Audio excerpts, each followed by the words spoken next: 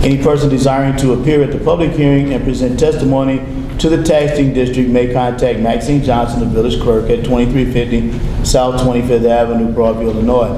And it gives a telephone number. The corporate and special purpose property taxes extended or abated for 2011 were $4,335,745. The proposed corporate and special purpose property tax to be levied for 2012 is $4,550,343. This represents a 4.9% increase over the previous year.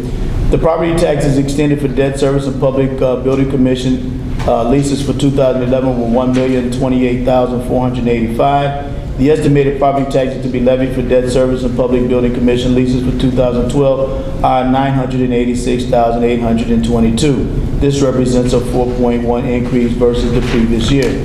Total property taxes extended or abated for 2011 were $6,721,240. The estimated total property taxes to be levied for 2012 are $6,892,113. This represents a 2.5 increase over the previous year. And that was published November 21, 2012. Okay, public comment is not a problem. Okay.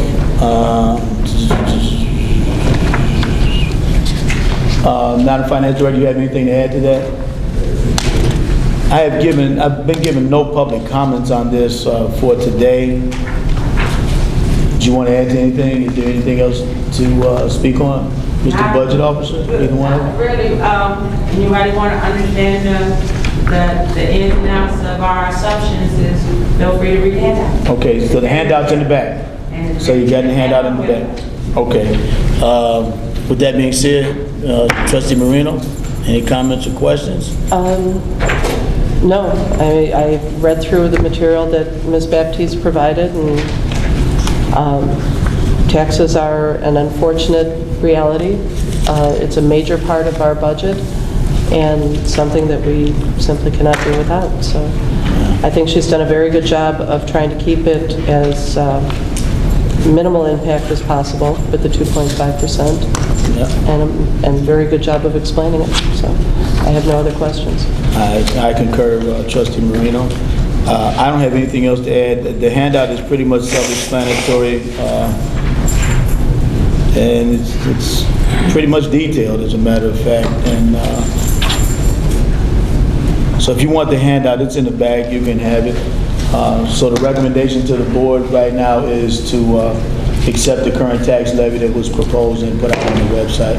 And the related abatements. And the related abatements. And having no other questions or comments at this point in time, motion to adjourn, Trustee Marino? Motion to adjourn? And I second the motion. With that being said, all in favor? Aye. Aye. Opposed? Hearing none. That's it. This is over. I got your comments sheet, Joreen. Was it for this or was it for the regular board meeting? I figured it was for the regular board meeting. That's why I didn't call you. Okay, not a problem. We'll be back at about 7:30 for the regular scheduled board meeting. What you got? Public comments? I'll take it. The answer, I got you. I Sue, bro. Oh, you did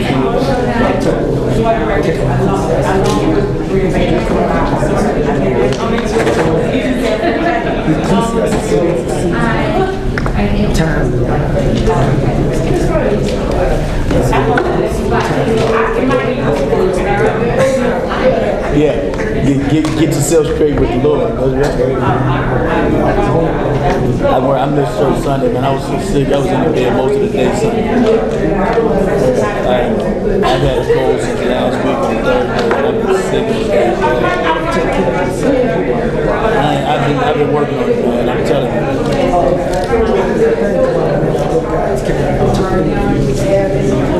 I'm still trying to get a hold of that guy. He still hasn't interviewed me. I was the last interview. I'm waiting. I don't know if he got, I don't know if he's seen that. No, because I'm gonna give you the actual DVD. He's gonna give me a DVD. I'm gonna burn copies of. I expect to burn about 250, 300 copies of it.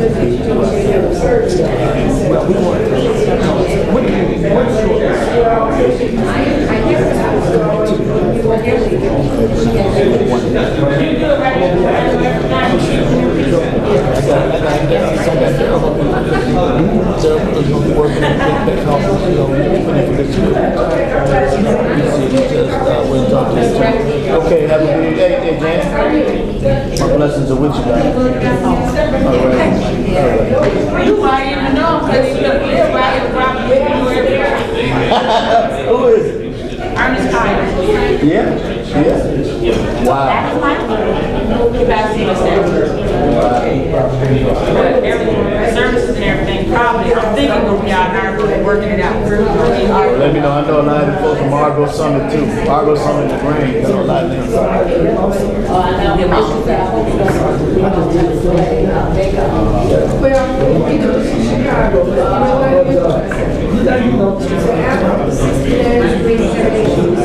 I'm gonna get a Cadillac in hands. I'm gonna ride over that style.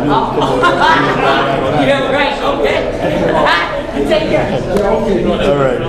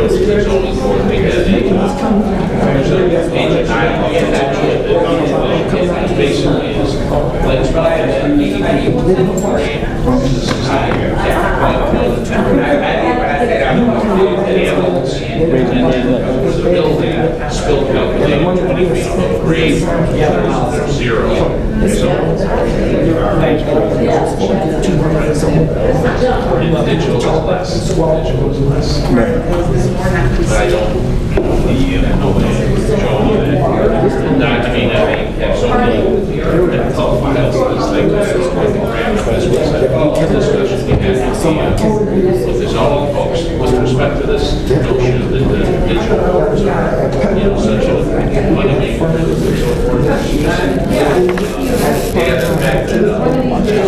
We are not here to hurry to build these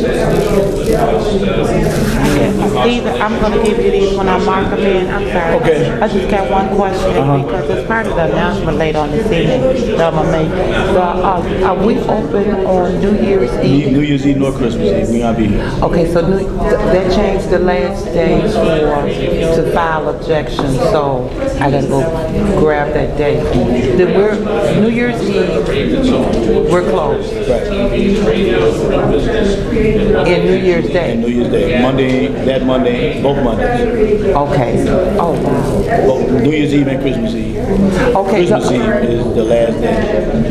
The 26th is going to be the new day to file petitions. I got to get this out to the website. You gotta get it to the website. If you talk to the clerk's office already? Yeah. Okay. They sent me the email. I'm going to be here from 3 to 5. Okay. But it depends on if the village was going to be open on New Year's Eve. Then it would extend an extra day to file objections for those petitions that's going to be filed on the 26th. You're not gonna be open. Neither New Year's Eve or Christmas Eve. Okay. I got it.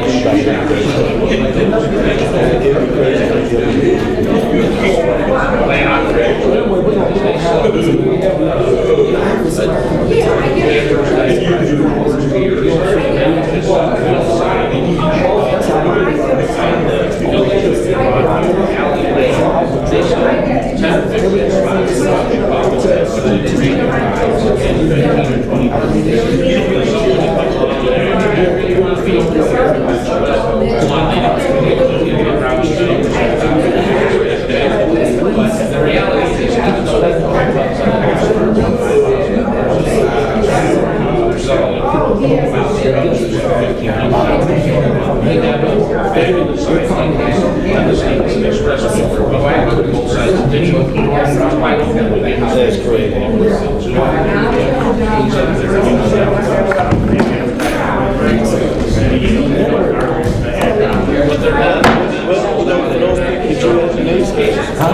For those naysayers that you had, those people that speak on you, why don't you just say, how about this? How about you call a meeting and I'll come in. They can take all the shots. I don't care if I come to your basement. And I'll start talking to you. They can't be for like 8, 9, 10. And just bring them on.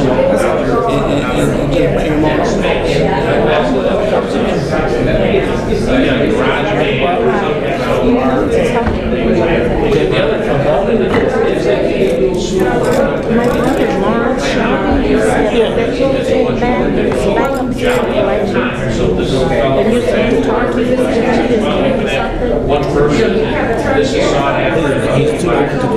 All the tickets went to collection. We changed collection agencies. But it's back here in the village or something, village or Broadview collection. I don't know. Does he have a ticket number or something? I saw him the other day. He didn't say nothing to me about it. He said you told him for me to talk to you today or something. Talk to the chief. That's what I told him to take it. Not to you. Because I don't have the tickets. I don't have the ticket number. He didn't have no information for me. Right. All I knew was his name is Larry Shelby, I guess. But I don't have no information. Lawrence. Yeah. You need to get the ticket.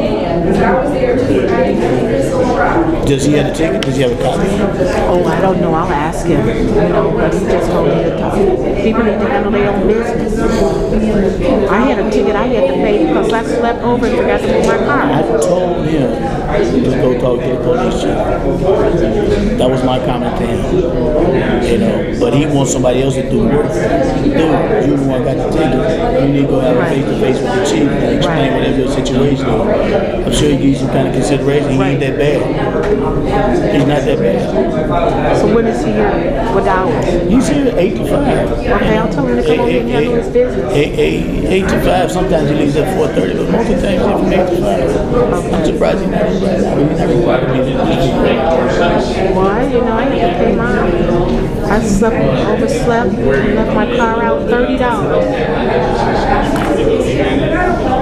And I don't have $30 to get a village for a ticket. You should have told me to come back here and pay And that then I don't even. I'm just playing. But see, that was like that was like bogus. That was like really a low flow. You gotta laugh, you gotta smile, son. You gotta smile. Go on, I know you wanna laugh, I know you wanna chuckle. No, you know, and I struggle with that. Why? And when I went to church yesterday, God gave me the reason why I was doing what I was doing. Because it didn't sit well with me. Didn't say what was But you know, people need a sense of direction sometimes. But I think I may have him a job. I hope so. United Services. So he went fingerprinting and all that, and they did his background. He tickled me talking about, you know, and I told him, I said, boy, you should write fiction, you know, because you can tell some stories. Okay. Talking about he turned down a job, but they would have paid enough money, so they was offering me $23, and I need, you know, what I do, what I need, you got to pay me $30. I said, okay, Paul. He needs to just stop. You in today's world, you unemployed, and you're going to turn down $23 now, okay. Yeah, right. Okay. But see, I need somebody to help me with my house and with my bills gotta be. I started to tell him, Jerry, you better you over there. You know, you ain't working today, bro. You gonna become a real short timer in a minute. Well, it is what it is. It is what it is. I know. But I did what I could do to get him on his feet. And that's all that can be asked of you. Yeah, I mean, You assisted to the best of your ability, and it is what it is. Brian Russ. Unbelievable.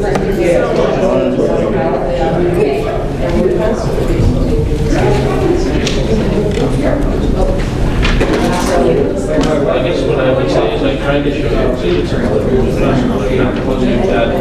if you had reviewed this well as the searches and management, you consider it an expert if you're doing research up here. They have your opinion.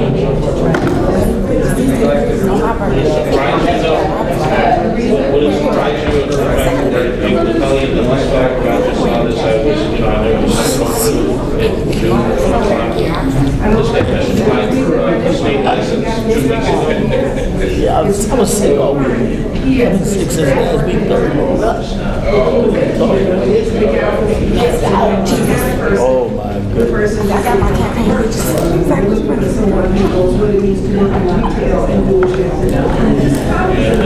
Still sending you messages.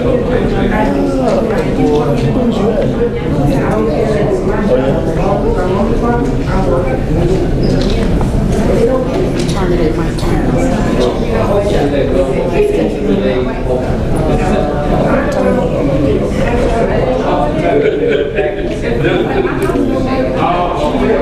You got a whole slew of books. Two separate pictures.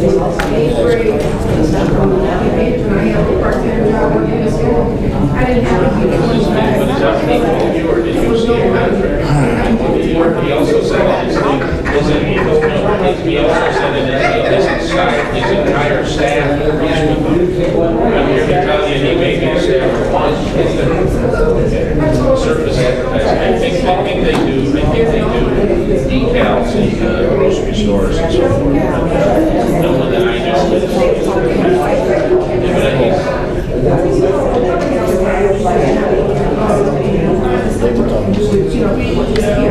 I know, I'm just saying some of the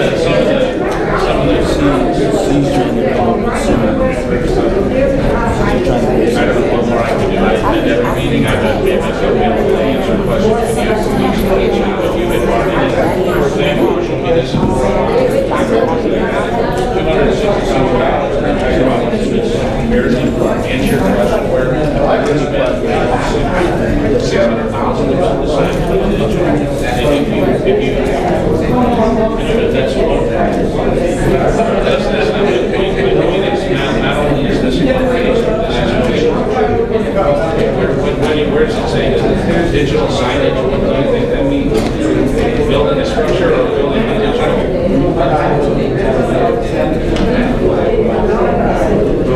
I'm just saying that show you the rights that you have, because this is the sign, this is the cost of the design, 216, 18. So the sign You seem a lot better than the last time I played. I'm feeling better, but I still can't talk yet. I'm still having difficulty talking, but it's okay. Pump station that leak.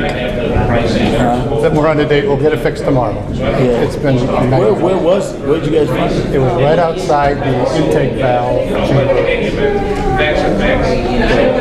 The pipe doesn't crack. It was like an inch from the wall, so you can't get a sleeve on it.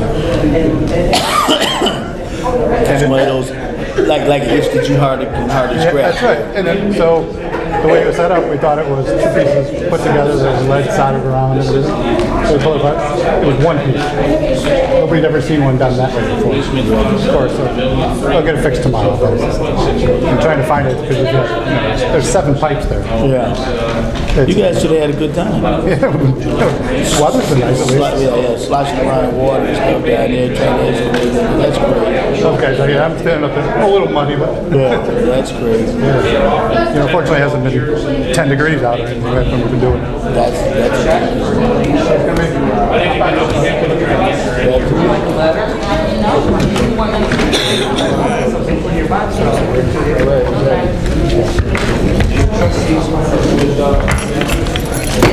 Okay, good evening, everyone.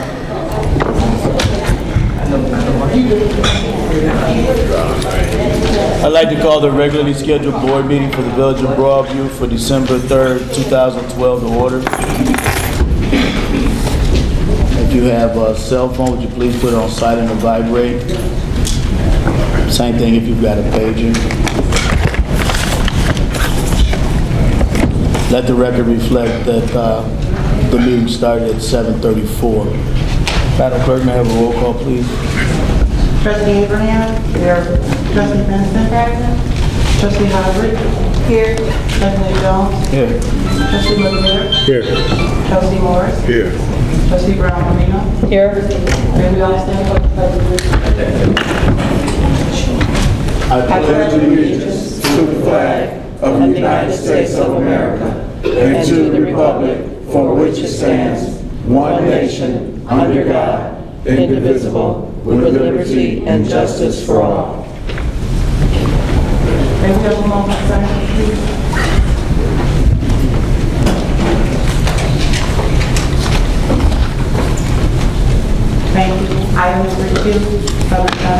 Shirley Redmond.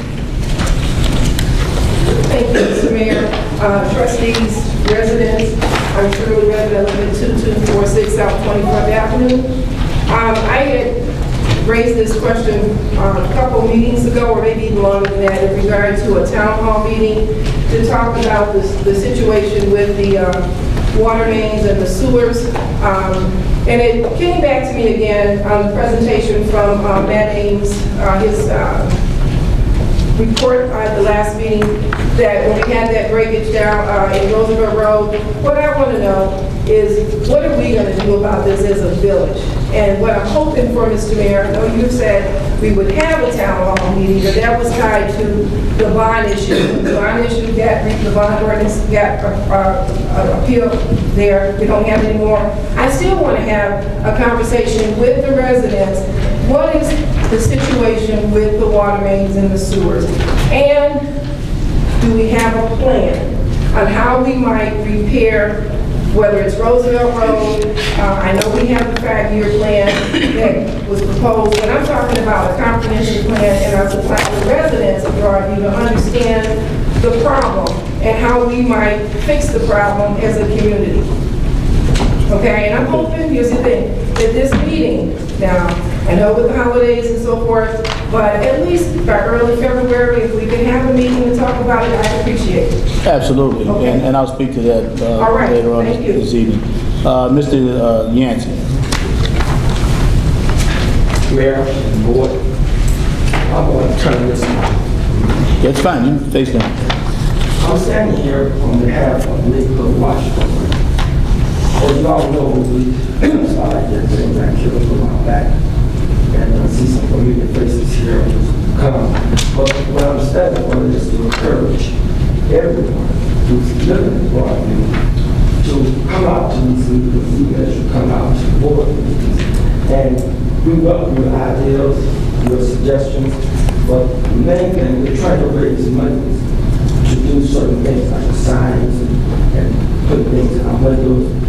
And, you know, if you really care about your community, and everybody should be if you live in Broadview, there's no such thing as, well, you know, I'm not bothered. Because when something happens, you need in our home at any given time. And so what we're trying to do is encourage everybody to come out and participate and be engaged. Chief Tiger asked me initially, he said, yes, I would like you to sort of get the jump started, you know, you and Officer Constable, and really allow for the time and just get a jump out. But we have done that. We need participation. We need people to come out. It just behooves me that when I see just a few people come out, very, concerned about everybody living in Broadview should be concerned. There's no such thing that you should not be engaged in what's happening inside your own neighborhood. We've got different people that are coming in our community. Things have changed from when I was 30 years ago. It's changed. And you know it's changed. You know the burglary, that's all the type of crime and things happen. But the only way that they can succeed is we don't do nothing.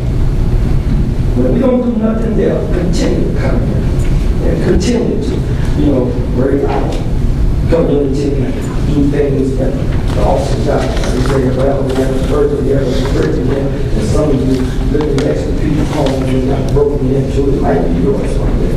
So that's all I'm trying to do and say. We need money too. Anything that you can say.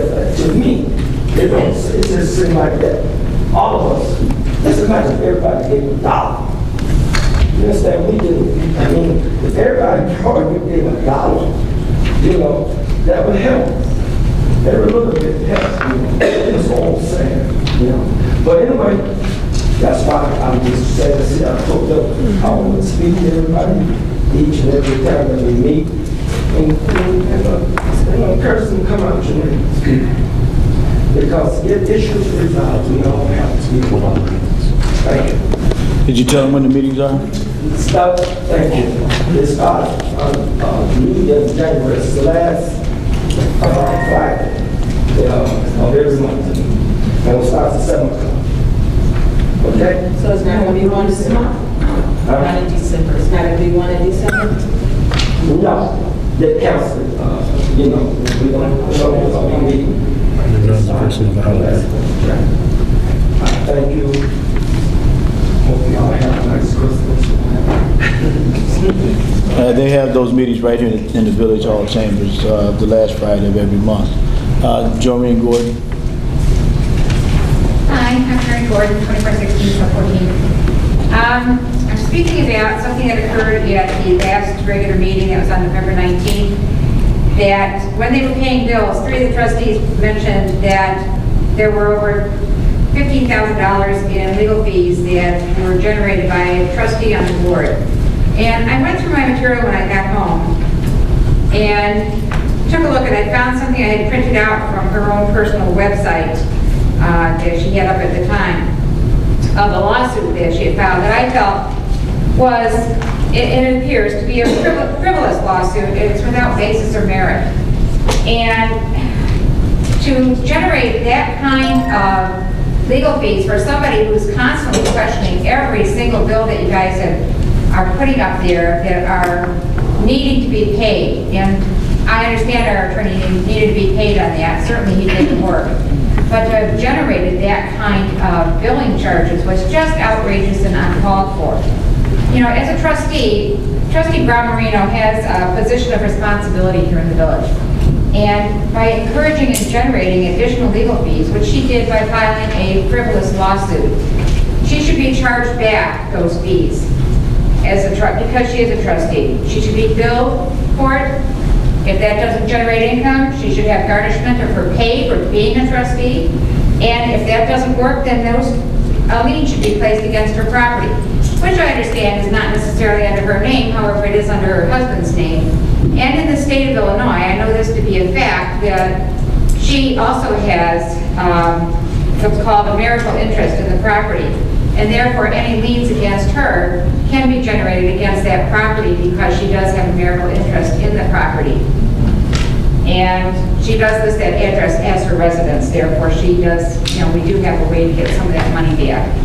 And also, I'd like to really know what qualifications Trustee Brown Marino has to file those kind of lawsuits. Does she have a legal background? I don't believe so.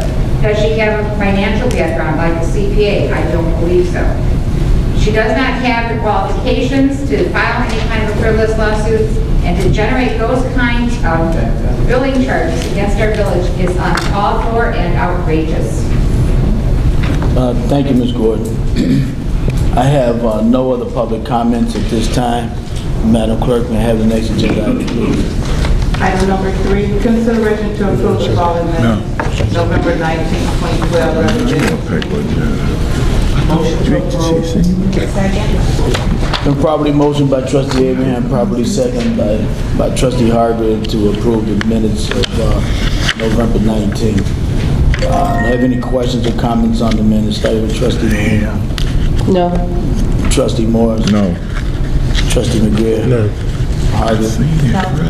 Trustee Benson. On the business, I still have the email on the clerk this weekend. There was some comments made by Trustee Benson for letter J. I would definitely like it to state that I did make comments and was part of the discussion, so I would hope that that's amended. So noted, Madam Clerk. So noted. Any other questions or comments, Ms. Benson? Trustee Abraham? No. All in favor? Aye. All opposed? Hearing none, the motion carries to pass the minutes with the correction from Trustee Benson. Consideration to approve the following minutes of November 19, 2012, CDBG public hearing. Motion to approve. Second. Probably motion by Hargreaves and properly second by Trustee Abraham to approve the minutes of the CDBG public hearing on November 19th. Any questions or comments? I think this was pretty clear. Starting with Trustee Marino. No. Trustee Morris. No. Trustee McGreal. None. Trustee Hargreaves. Trustee Benson. No. Trustee Abraham. All in favor? Aye. All opposed? Okay. Okay, it's 5-1. Those minutes carry. Madam Clerk, next agenda item, please. Consideration to approve November 26, special board meeting minutes. Motion to approve. Second. Properly motion by trustee Abraham to approve this agenda item, properly second by trustee Hargreaves to approve November 26th special board meeting minutes. Questions or comments from the board, starting with trustee Marino? No? Trustee Morris? No. Trustee McGreer? No. Trustee Hargreaves? None. Trustee Benson? Trustee Abraham? No. All in favor? Aye. All opposed? Hearing none, the ayes have it unanimously. And that motion carries.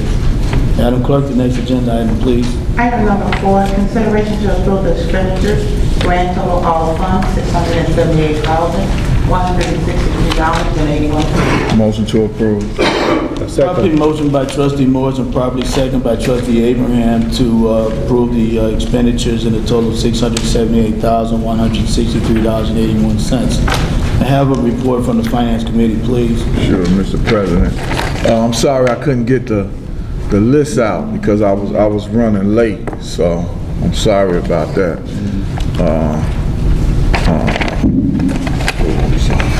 But we start, okay. Armando Valdez, $3,500. Avalon Petroleum Company, $10,647. B&F Technical, $17,760.45. Baker Tilly, $5,150. Blue Cross Blue Shield, $103,095.16. The Westchester Water Agency, $99,459.36. Bush Line Services, $2,550. What is this? Cypriana Gordon, $4,000. ComEd, $3,157.94. DMP Construction, $3,800. Geno's Plumbing, $45,025. Group, $39,737.72. Guardian Life Insurance, $7,754.87. H&H Electric, $2,682.51. Hyja Kim, $7,500. HD Supply Waterworks, $2,522. Illinois Municipal League Risk Management, $264,240.68. Care Uniform, $4,674.92. Kelly's Truck Center, $3,690. Mecca Tree Service, $3,900. Melrose Park Post Office, $3,000. MFA Construction, $7,916.68. And Michael R. Connolly, $4,612.50, which is a total of $650,376.79, which is 96% of the total. Thank you, trustee Morris. Questions or comments from the members of the board, starting with trustee Brown Marino? No? Questions or comments from trustee Morris? No. Trustee McGreer? None. No. Trustee Benson? Trustee Abraham? No. Madam Clerk, may I have a roll call, please? Trustee Abraham? Yes. Trustee Benson? Yes. Trustee Hargreaves? Yes. Trustee McGreer? Yes. Trustee Morris? Yes. Trustee Brown Marino? Yes. And that motion carries unanimously to pay those bills. Madam Clerk? Item number 5, reports of the village officers will be given at the next board meeting, December 17th, 2012. Item number 6, communication, we have none. Item number 7, unfinished business. 7A, consideration of an ordinance approving a development agreement by and between the Village of Broadview, Image Media Advertising Inc., Mark Express Inc., and Yolanda Matthews for the Village of Broadview, County of Cook, State of Illinois. Motion to approve. Second. Properly motion by trustee McGreer, properly second by trustee Abraham to approve agenda item number A. Questions or comments from the board, starting with trustee Brown Marino? Okay. Well, the first question would be, what is it exactly that we're approving? Because we've been given a couple of proposals now, and the motion is not exactly specific. I assume that it is for the original perpetual agreement? Is that what we're being asked to consider and vote on? I'm of the opinion that that's it. Am I correct, Mr. Attorney? Yeah. Okay. Talked about this at the last special meeting. There are a number of concerns that I have about this proposal as we have it now. Basically, what we're being asked to do, and these three items, the first three in the agenda, have been taken as sort of a group up until now. What we're being asked to do is vacate or take a portion of the alley behind the gas station between 16th and 17th, right off of Baton, and vacate it, which means declare that it would no longer be an alley, and then put a billboard up in what was the alley, put a cul-de-sac in there, what have you. I'm not against the overall concept of this, but unfortunately, we weren't allowed to see the sausage being made over the last 18 months, and it's only been within the last several weeks that we've had access to what this deal is exactly. There's been quite a bit of discussion about this, both at the meetings and outside of the meetings, and there appears to be some conflict about the value of this type of a proposal. What we're being asked to do is grant a permanent easement or a permanent interest in that land for Image Media to use, to put up their billboard and use this for a billboard in perpetuity.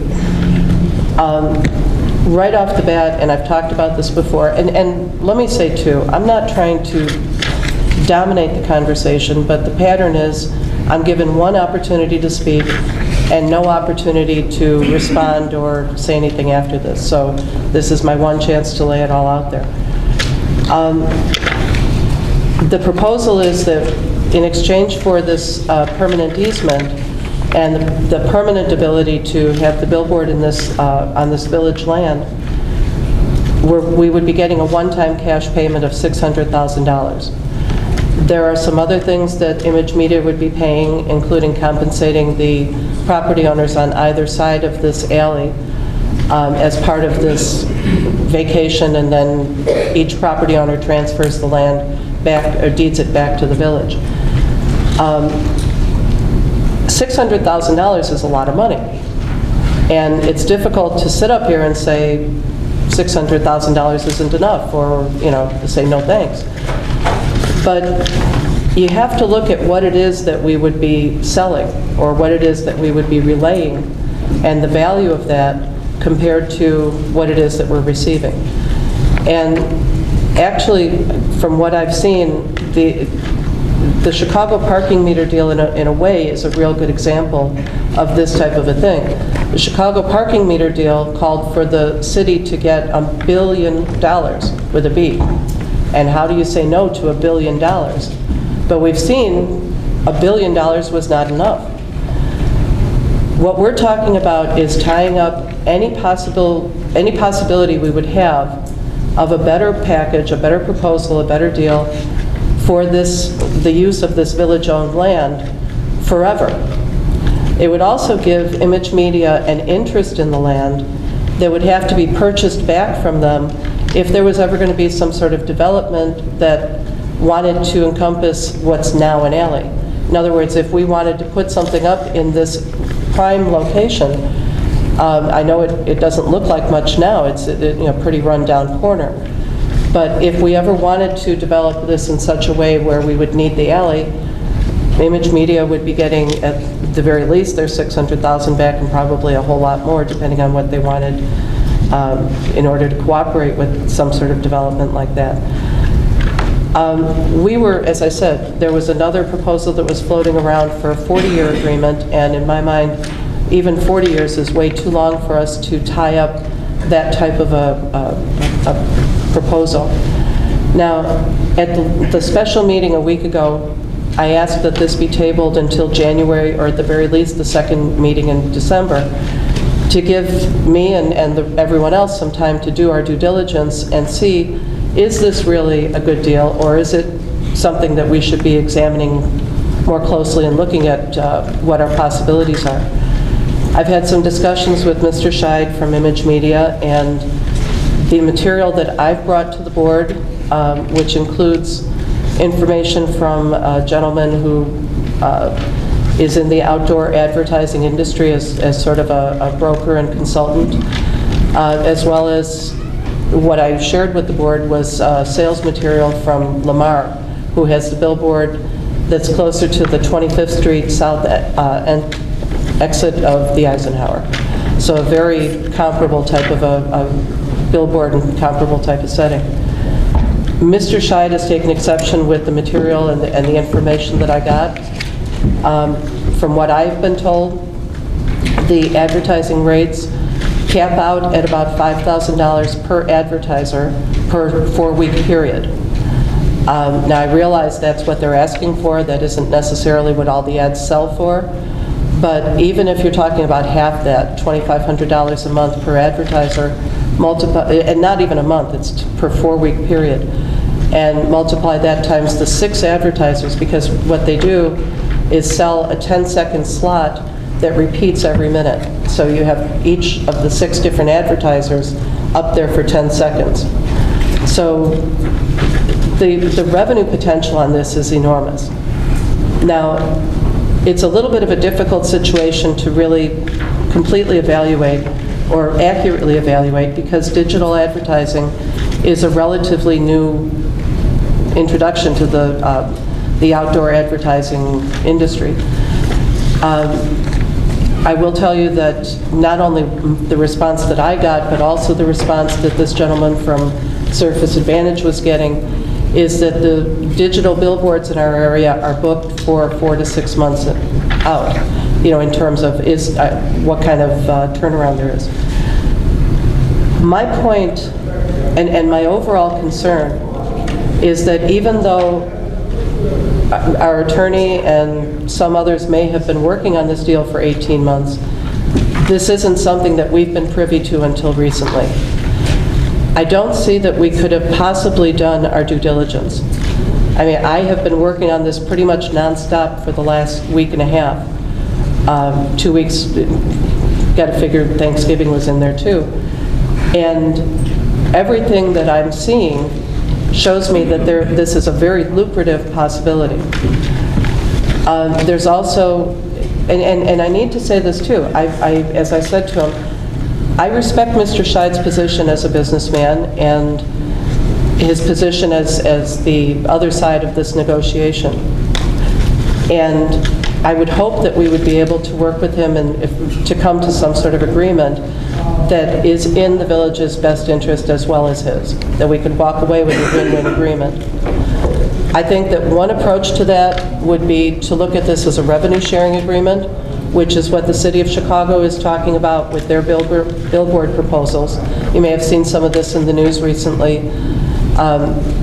And because then we're both sort of taking the same kind of risk. Maybe it would end up with the same type of $600,000 revenue, maybe it wouldn't. But we would both be coming to the table saying, let's see what this actually does produce.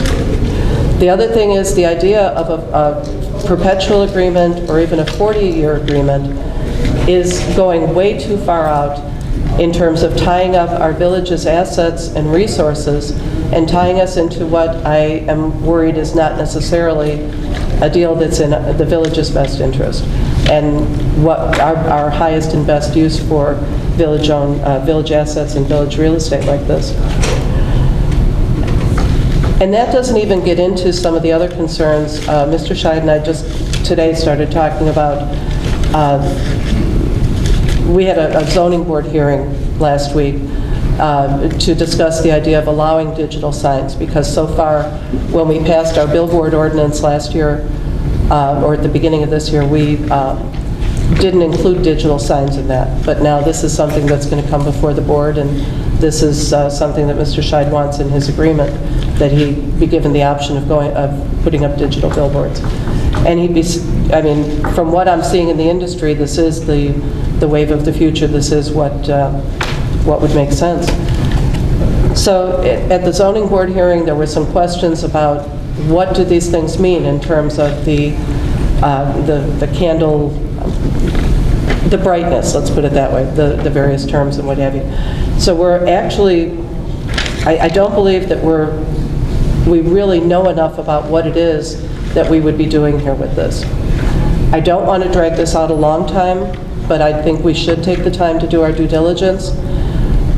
From what I understand, and not just from Surface Advantage, from what I understand, we would stand a very good chance of getting a range of proposals if we were to put this out for proposals, as opposed to just saying, this is the company, we're going to work with them, we're going to work within their parameters. So there's another whole set of questions and concerns that we haven't even gotten to yet in terms of how going from the traditional billboard with the lights that shine on the billboard and the lights would be shut off during certain times, how that differs from this proposal with digital. I tend to think it's probably not going to be a big problem because of the height of the signs, but I don't know for sure yet. I'm sorry, 1 second, because there is another point I want to make.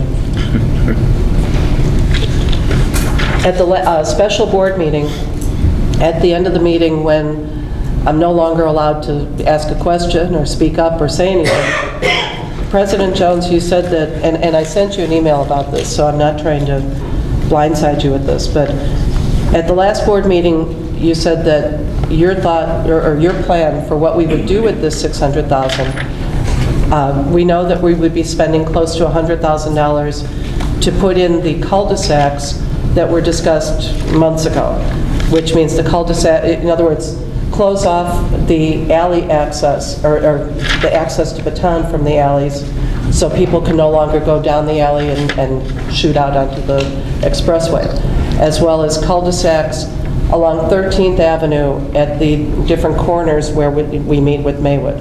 So 13th and Fillmore, 13th and Harvard, 13th and Lexington. The other $500,000 at the last meeting, President Jones, you said you wanted to use to pay down our debt and improve our credit rating. And that sounds good, but the reality of that is that it's not that easy. Our debt is bonds, and you cannot simply prepay bonds. It's not like your mortgage where you can make, or a car payment where you can make extra payments or pay toward the principal and reduce your obligation.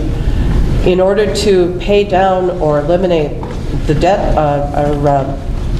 bond debt, would involve defeasing the bonds, and that brings up another whole set of questions and concerns and issues because it can be a very expensive process, and it really wouldn't, as far as I can tell, do anything to improve our credit rating. What would improve our credit rating would be if we took the remaining $500,000 and put it into the reserve, in other words, our savings, and just let it sit there. That would probably do more because it would reduce our overall general fund deficit, and that's what S&P has said that they would like to see in terms of improving our rating.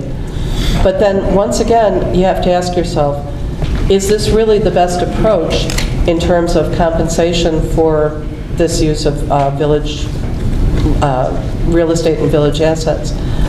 Because we're making a decision that and again, this is very much like the parking meter deal. The city of Chicago got $1 billion, and depending on how they decided to use that, it could have carried them for a number of years. But they went through the money and had really very little to show for it, except, balancing their budget on a temporary basis.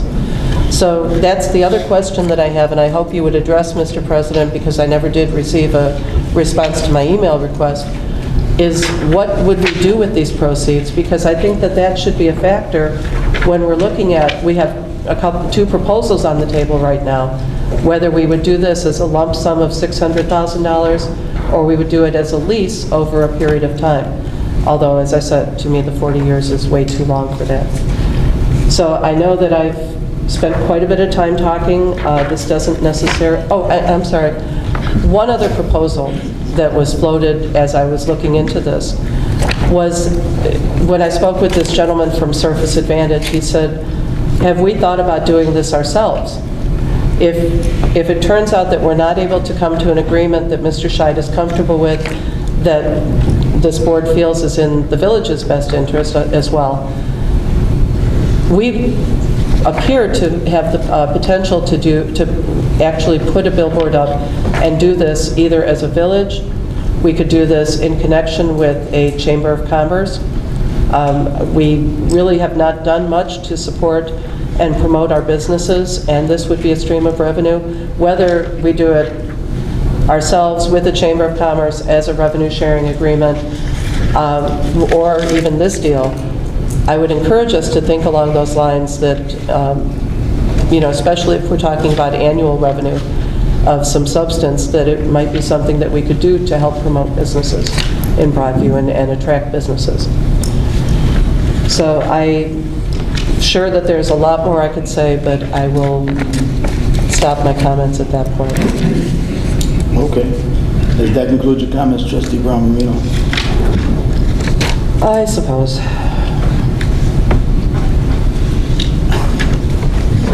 Trustee Morris? Excuse me? No comment. No comments. Trustee McGuire? No comment. No comment. Trustee Harvey? I'm going to chime in. I think we all want to see progress in the village of Broadview. However, sometimes, let me not even say sometimes, it seems like every idea that we bring forward to make progress has to have 17 hours of rebuttal. We've already heard how some of us don't like certain things in the agreement. Nobody has. Tonight is the first time I'm really hearing any more suggestions other than let's limit the longevity of the agreement or not do the agreement. So I want to see us move forward. I would rather us, move forward and have something firm and in writing from a company that actually backs what they do versus the village of Broadview deciding to enter into an agreement with someone and we have a revenue sharing and none of us know anything about how much something takes to make it move forward or what's going to be needed to provide interest for our businesses for the next 40 years. Personally, I know I'm not the person to sit on the Chamber of Commerce to give any type of insight to businesses on what they need to do to make their business better. Even though I have a degree in business administration, I do not have one in marketing. So there's certain things that we sit on the board as trustees to do. So if we have a problem with how this process is working, let's not wait till Monday night to say the same thing over and over again. And once again, I'd like to apologize to you guys for sitting out here for 20. My daughter just said, do you guys not have a time limit on how long y'all can talk? So we'll be leaving soon, and I'm sorry. That's it. Thank you, Trustee Harvey. Trustee Benson? No comments. Trustee Abraham? No comment. Okay, I just want to make a couple of comments, some very pointed comments about a few things that have been said in this meeting and in previous meetings. I'll start out with the first initial consultations with Mr. Scheid and his company. We first went to the residents in the area and explained to them what we were trying to do. We solicited the residents, brought them in, counseled with them, had long, detailed discussions with the people that live in the area. We also talked to the gentleman that owned the property over there. We went to the safety committee, including the police and fire department, public works. I solicited their input as to, whether this was a good idea, whether it's feasible, something that we could do, possibly. All signs would go, everybody was on board, and it was a good idea. So now the next question is how do we fix this thing and put it in a tightly wrapped package that would accommodate all parties involved. That's how we ended up coming to the vacating of the alley and the cul-de-sacing. The cul-de-sacing went to the police and fire department to make sure that they had access to the sign, to all locations over there. They could provide services to all the locations. We even went out to Oak Park and talked to Oak Park about their cul-de-sacing along Austin. We talked to Melrose Park a lot about their cul-de-sacing along First Avenue to make sure that it was a good idea. Got their response and some ideas about that so that we could make a final determination on how we would go about cul-de-sacing this particular area. Because it is the highest crime rated area within the village of Broadview, cul-de-sacing provides a safety net and limits foot traffic and vehicle traffic in the area, and it provides a safer environment, and you have a grammar school in the area, and you've got a liquor store over there. So there were a lot of other factors involved besides just the sign. Mr. Shides had his contract to do the sign for a period of time now. There were options to put the sign in 2 other locations prior to us coming to this particular location that we have today. One of them was at the Mulberry location, if I'm not mistaken, and the other was at the gas station itself. Both of those individual locations are privately held and privately owned in locations. Having said that, the Village of Broadview wasn't going to gain a whole lot other than permit fees for the construction of this particular sign. The sign that Trustee Marino refers to, Lamar, which is along the Eisenhower Expressway, just past 25th on the backside of the overpass over there, the village doesn't get any revenue for that sign. So at the sign alongside the expressway, we don't garner revenue for either one of these signs. In other words, they don't pay the village a lease, they didn't pay us construction fees, impact fees, or anything else. We don't own the property. It's built on property that's not owned by the village. So that's a problem. Then we talk about a conflict of value of the sign and about his permanent easement relationship with the sign. Let me say this about that particular location. I live in the area. It's within walking distance of my home. I see a couple of people in the audience here that also live in the area. It's within walking distance of their homes also. That being said, there's nobody breaking down our doors to go and develop that area, to put a restaurant or any other kind of development there, and to even think that somebody would be coming and offer us $500,000 for doing nothing but authorizing them to put a sign up there would be ludicrous at best. Moreover, if they were to come and wanted to develop it, they'd have to purchase the property, they'd have to excavate the property and remediate it, take out the gas tanks that are there, knock down the existing structures that are there, and that cost would probably be in the neighborhood of $300,000 to $400,000, depending upon how bad it is once they open up the patient. The reason we don't have alternative proposals is because he has the license to do the work. He has the license. He holds it for at least another 60 days or whatever the time limit is. So there was no other proposal because he's got the right to put the sign there. We don't have the opportunity to negotiate with somebody else when he's got the license for the sign.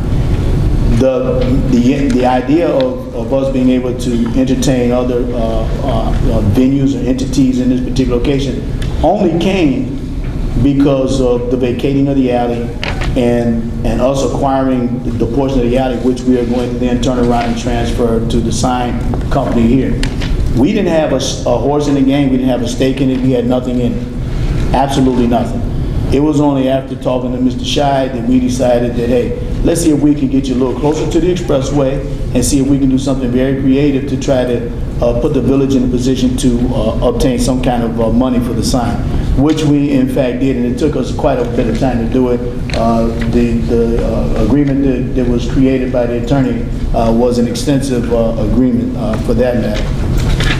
And I need to let you all know, in today's economy, and because we're not a home rule town, you have to think outside the box in order to make things happen. And everything doesn't happen overnight, and you cannot just, turn on a light switch and all of a sudden things work. It doesn't work like that. In a perfect world, it would not. Trustee Marino talked about talking to the guy from Service Advantage. Well, Service Advantage has got a self-interest in this. They would stand to gain money by being a contractor to the village to do the research on it and all this other stuff. So you have to take what they say with a grain of salt. Let me keep going. Then we attempted to compare this to the selling off of the meters in Chicago, the parking meters in Chicago, in effect comparing apples and oranges. Because the meters in Chicago are predicated upon revenue generated by people parking at the meters, residents, visitors, and everybody paying money to park at these meters, and individuals having to go out and collect the revenue from these meters. This is the erection of a structure. There is no other involvement with the collection of money, and there's no impact to any residents or anybody traveling by or anything else other than the fact that there's a sign up overhead. So you're comparing apples and oranges in my opinion. Moving further along and talking about residual revenue, money, a contract for a lease or sharing of revenue, this, that, and the other. If not for the agreement to vacate the alley and separate the property, and oh, by the way, the sign's not only going to be on village property, but it's also going to be on the gas station property, and they've got a financial interest in this also. If not for that, we wouldn't have had an opportunity to get involved with this at all. My whole thing is a bird in the hand is better than an assumption out there in the bush that we can do something different down the road. Right now in front of us, we have an opportunity to put somewhere in the neighborhood of over $500,000 in our coffers. And we can do a lot of things with $500,000. When Trustee Marino referred to me saying pay down debt, yeah, I said that. But in fact, what I want to do is pay down future debt. I'm not talking about current debt. I want to be able to make future debt lower. And in doing that, you pay down the deficit. She spoke about that eloquently. We take that, we put that in our funds because we borrowed money from some of our funds and created a deficit situation that we're sitting in now. And in order for S&P to give us a better rating, we have to have this money in our coffers and say, hey, S&P, we've got $500 that we paid toward this. But at the same point in time, we get to go talk to anybody that wants to buy our bond, and they can look at, our status. And when we go through our audits at the end of the year and we get rated by S&P, we stand a better chance of getting a better rating, which means what? It means the cost of money goes down. And I don't know what that dollar value is going to be, but I'm certain that if we end up doing, to your point, Ms. Redmond, a comprehensive plan where we have to sell bonds again, and we sell bonds at $20 million, I'm sure that a half a point to a point in interest rate is way more than $30,000 or $40,000 a year. And oh, by the way, we still have the money in our pocket, and if we put it in any type of an interest-bearing venue, guess what? At 4%, we get $24,000 a year, and we still got the $500,000 to $600,000, and we also have something to leverage our opportunity to borrow money. That's where I'm going with this, and that's why I want the money up front. I can't go to a bank and say, listen, I got an annuity that's going to give me $30,000 a year, and them tell me, hey, well, we're going to give you $10 million. Or $5 million, or $3 million for that matter. But if I tell them I've got this $600,000 or $500,000 sitting over here, and oh, by the way, we're doing A, B, C, and D, our rating has improved, and we're moving forward, and we finished in the surplus for the last couple of years, they'll look more favorably on us. We got a better opportunity to sell these bonds at a lower interest rate, and guess what? I think that number is going to be much greater than any other number that we could come up with.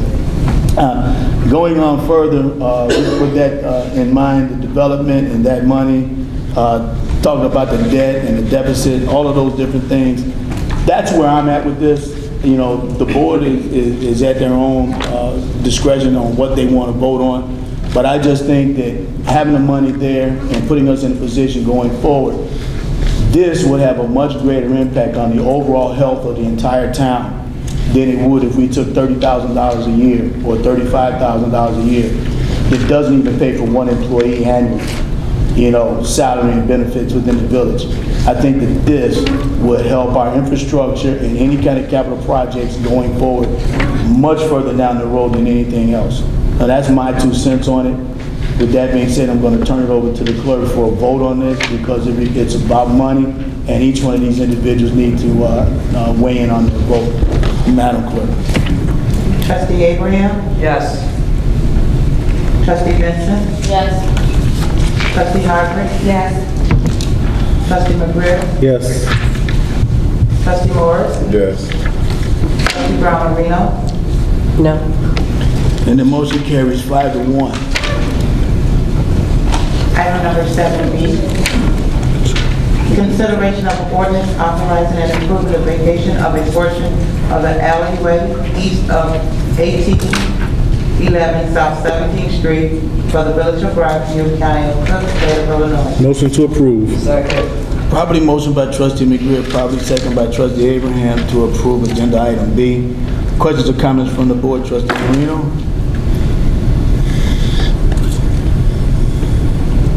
This thing playing it take another 5 years. Well, I can see the writing on the wall, so why bother? No comment. Trustee Morris? None. Trustee McGrill? None. Trustee Harper? No. Trustee Benson? Trustee Abraham? No. All in favor? All opposed? No. Hold on a second. Okay. We can have. Vote, vote. Not a problem. I'm trying to get done, that's all. No, I understand. Madam Clerk, may I have a roll call, please? Yes. Trustee Abraham? Yes. Trustee Benson? Trustee Howard? Yes. Trustee McGuire? Yes. Trustee Morris? Yes. Trustee Brown Marino? No. Okay, and that motion carries 5-1. Item number 7C, consideration of an ordinance accepting the lowest responsible bid and approval of agreement for work in regards to the cul-de-sac at 16th Avenue and Baton Drive, 15th Avenue and Baton Drive, 14th Avenue and Baton Drive, Fillmore and 13th Avenue in Lexington and 13th Avenue for the Village of Broadview, County of Cook, State of Illinois. Motion to approve. Second. Properly motion by Trustee McGreer, properly second by Trustee Abraham. Questions or comments from the board, starting with Trustee Marino? No. Trustee Morris? No. Trustee McGreer? None. Trustee Harvey? No. Trustee Benson? Trustee Abraham? Madam Clerk, may I have a roll call, please? Trustee Abraham? Yes. Trustee Benson? Yes. Trustee Howard? Yes. Trustee McGuire? Yes. Trustee Morris? Yes. Trustee Brown Marino? Yes. Okay, and that motion carries 6 unanimously. Item number 7D, consideration of a resolution supporting the renewal of a 6B classification for Pernod Steel Corporation for certain real property located at 2900 South 25th Avenue in the Village of Broadview, County of Cook, State of Illinois. Motion to approve. Second. Okay, it's been motioned by Trustee McGreer and properly second by Trustee Abraham to approve 7D. Questions or comments from the board? Trustee Marino? Yeah, and let me say my comments would apply to the 3 different 6B proposals that are here. All of these are renewals of existing 6Bs. For those of you who are not familiar with what a 6B means, this is a designation that's available through Cook County, and this the designation was designed to provide an incentive for businesses to move into industrial properties throughout Cook County that would otherwise not be desirable, properties that need some sort of work and remediation. The county has a lot of industrial buildings that are outdated. The 6B designations were granted for each of these applicants many years ago. In fact, at least one, I believe all 3, have been renewed. This would be the 3rd 6B that they'd be granted. What this does is take the equalized assessed value of the property and reduce it. I don't want to get into all the formula of it, but basically it reduces the equalized assessed value for the property in question, with the idea that by a lower equalized assessed value, this property would have a lower share of the overall property taxes that are levied, and therefore would be shown a savings in terms of their property tax, with the idea that they would then use that savings to remediate the building and make an undesirable building more desirable. In all of these cases, what we're being told is that the business owners or the property owners are looking for a 6B extension because of problems with the market. You know, that the economy is down, and having an increase in their property taxes would be detrimental. And I'm very sympathetic because I'm sure that it would. But I want to remind the rest of the board of a conversation that we had with Mr. Reyna when he was here to talk about his proposal for Roosevelt Road. And he talked about how much he pays in property taxes in the Village of Broadview. He owns a couple of different industrial properties. And he's paying about $500,000 in property taxes a year for the building that he has right here at 2600 25th Avenue. Now, what I hope the rest of the board understands is that despite the analysis that we're given showing this is the impact and this is how much less property taxes they'd be paying, it doesn't affect our levy, except in the year of a change when we've already when the Cook County Tax Extension Office has already extended how much of our tax levy goes to each individual property. That 1 year, once we've already said this is how much everyone's charged, and theirs is reduced, that we would lose money. But the effect of this is not on our tax levy, but on how much all of the other property owners in the village pay. And basically, with a 6B, the way it's structured now, without getting real complicated in the formula, they take the assessed value of a property and multiply it by a multiplier, depending on whether it's residential, commercial, industrial, vacant properties, etc. The multiplier for residential is 10. For industrial properties would normally be 25. This brings it down to 10, which is the same type of multiplier as our homes. We have a lot of 6Bs in our village. We've granted this to a lot of people, including the applicants that are asking for these extensions now. Now, I'm not trying to hurt these businesses, but we have to recognize the effect of granting these 6Bs has on all of the other property owners. Because we're still levying the same amount of property taxes, or a little bit more. We've increased our levy by 2.5% for this year. So we're still levying the same amount. It's a matter of how it's apportioned over all the property owners. And the more of these that we grant, and the more extensions and over we give, the more the burden is spread out over everyone else. So, based on the information that we were given, I haven't seen anything that these property owners would be using the savings for anything except to maintain their businesses. And I really feel bad for having to say this, but I have to say, I don't feel that granting these 6Bs, these repeated extensions, it's not so much the effect on these businesses, it's the effect on everyone else. And it's not fair to all these other property owners, like Mr. Reyna, who stood here and talked about the burden of his property taxes. It's not fair to all the other property owners to say, we're going to keep giving certain businesses the same discounts over and over again, but you don't get it. You know, in fact, the burden on you is even greater. So I wanted to explain that. It's the one comment for all three of the these three items. So I'm not going to repeat it each time, but I think it's important that we understand what it is that we're doing. We were given, the mayor instructed us to be given a copy of the 6B eligibility bulletin that talks about the purpose for a 6B, and I hope everyone did get a chance to read it, and we need to think this through. I don't even know how many 6Bs we have in our village. I've been coming to these meetings for many, many years. 13. We've issued a lot of them. I asked for this information before in preparation for this meeting. I never got any response.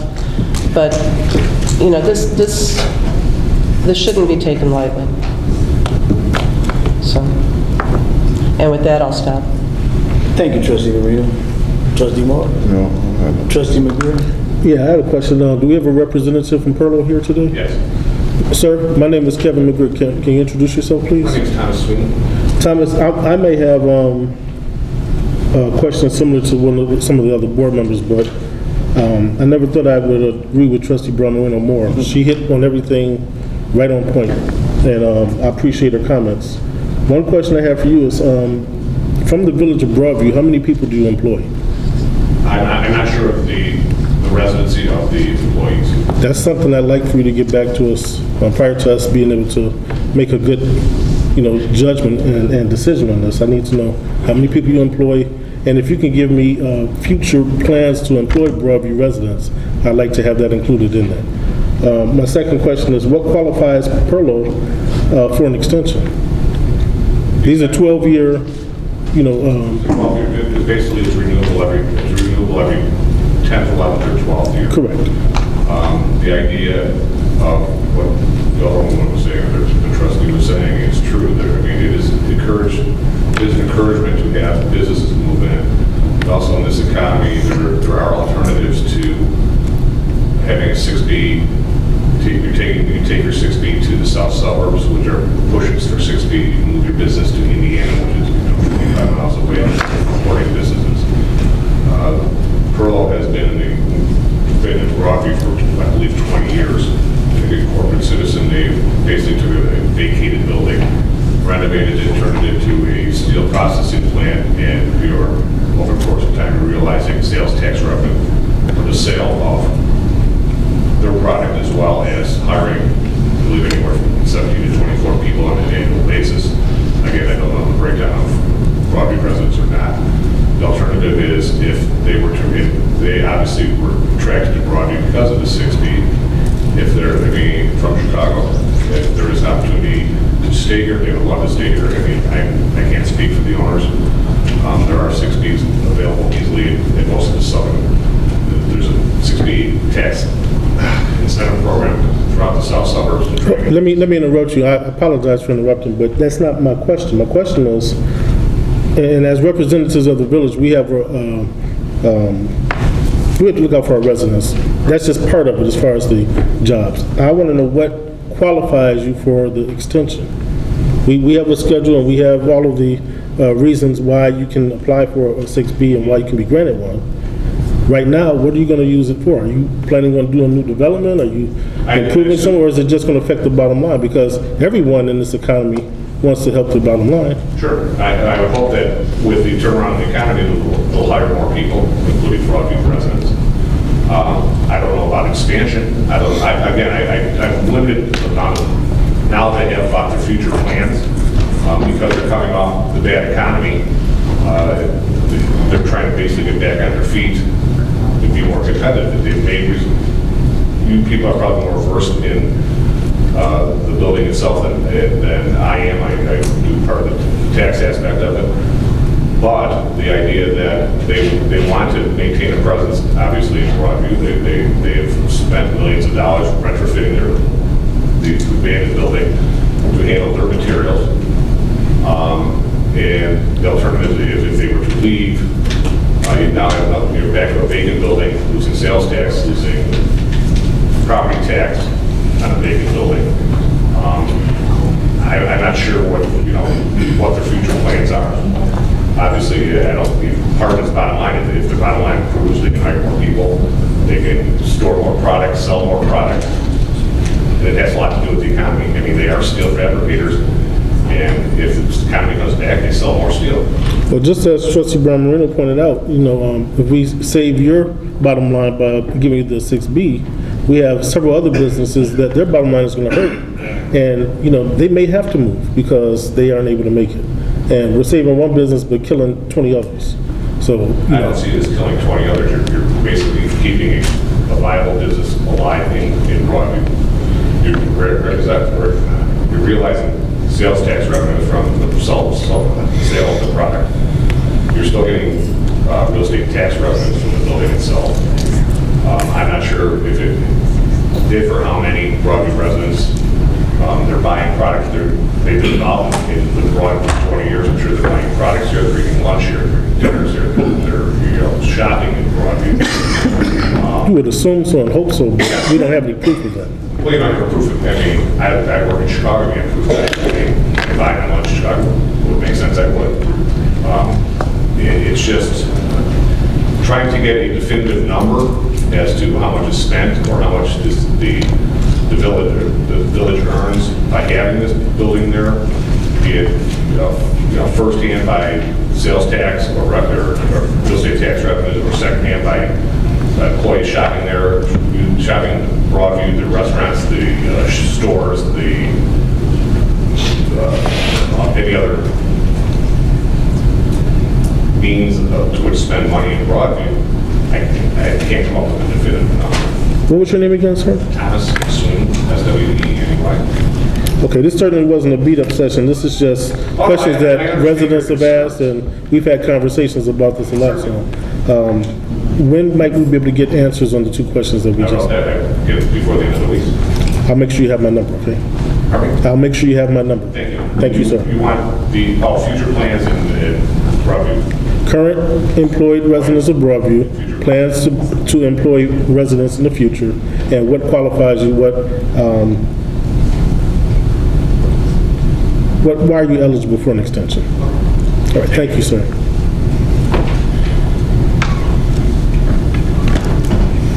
Is that the extent of your comments, trustee? Yes, sir, thank you. Thank you, Mr. McGrill. Trustee Harvey? Since Mr. Sweeney is here, what's your actual role with Perlo? Because you use they a lot, so. I'm a real estate tax attorney. So you're an attorney, okay. So you don't actually physically work for Perlo? No, I don't. Okay. That was all I wanted to know.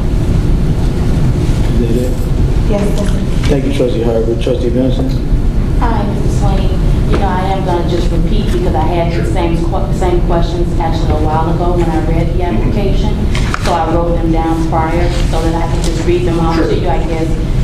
They're the same questions. My first question was, what qualifies you, actually I got it down for all three businesses, to receive the 6B? That was the first one, because we read the eligibility requirements and we realized what exactly qualifies you to have a 6B. So we wanted to know what, eligibility requirements you all continue to have that qualifies you to continue to have a 6B. Okay. That's what we need the answer to. The next one was, how many 6B extensions has Perlo still had here It's in had one. Broadview? It has one. One. It has had one. The One. original and one extension. This is the Okay. second extension. So we gave you the first one, correct? Correct. And what was it for? The 6B. No, what was What it reason, for? what eligibility? What was the What was qualifying reason for having the 6B? I'll have to look back because I was not involved with Well, this. I would have to look back too, okay. Well, it's only 3 things you can get it for, so I'm sure vacancy wasn't one of them, because you've been here for 20 years, you said? Correct. Okay, so I'm sure I think- so that narrows it down to 2 more. The application itself, I believe, states that when you're doing a renewal, it asks what was the basis for the original 6B. I believe the basis of the original 6B was vacated building and subsequent improvement.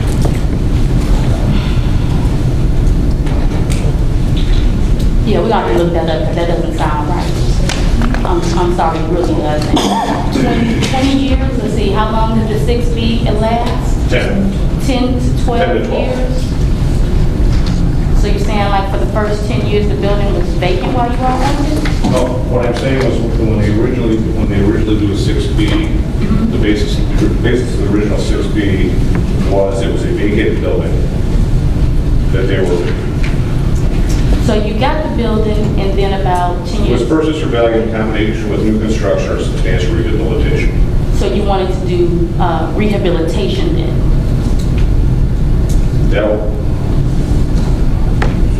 That's the nature. The renewal application requires that you state that nature of development, indicate the nature of the original development aligned for the Class 6B designation. New construction, substantial rehabilitation, substantial rehabilitation of abandoned property not purchased for value, occupation of abandoned property purchased for value, or occupation of abandoned property purchased for value in combination with new construction or substantial renovation. Okay, so you're kind of reading all of the reasons to. But the reason they applied for the 6B, the original 6B was for the occupation or abandoned purchase for value, and the subsequent renewal was for, they basically just said designate, that was what you designated on this form. So it was abandoned when you all bought it? Correct. And so then 10 years later, you asked for a 6B because it was No, we abandoned? asked, no, when it was abandoned, when they purchased it for value, they asked for the 6B at that time. As part of the purchase price, saying we were going to invest, rehabilitate the building, do substantial renovations and rehabilitation. They stated on that basis the original 6B was granted. The extension, which was granted 10 years later, they asked for the basis for it. The basis rolls back to the original reason for asking for the 6B. So you've had 2 then? No, we've had 1 renewal. The original 6B granted, then 1 renewal. This would be the third. Okay, I'm sorry. Okay, so actually the answer to my question is 2. So you got 1 and then you got an extension. Correct. All right, so we've given you 2. You had the original? Yes, yes, and then yes, you yes. had the You give us the second. original one and one renewal. All right, and one renewal, so then now you're asking for a third? Correct. Okay, now, I'm cool with that now. Now it says, are you stating that if we don't give you this 6B, that Perlo still will move I cannot say that. based on It your sounded like you said that, conversation? though. I'm sorry. I did hear you say it. It sounded like you said that. I said it's possible they could. It's my comment now, but thank you. Thank you. No, I didn't say, I did not say they would, you know, I did not say they're going to be fleeing the Broadview. In the conversation that you had with Mr. McGreer, it came off as Well, I'm sorry. that you all would be leaving. No, I said there was an opportunity, there would be opportunities elsewhere if they were so inclined to.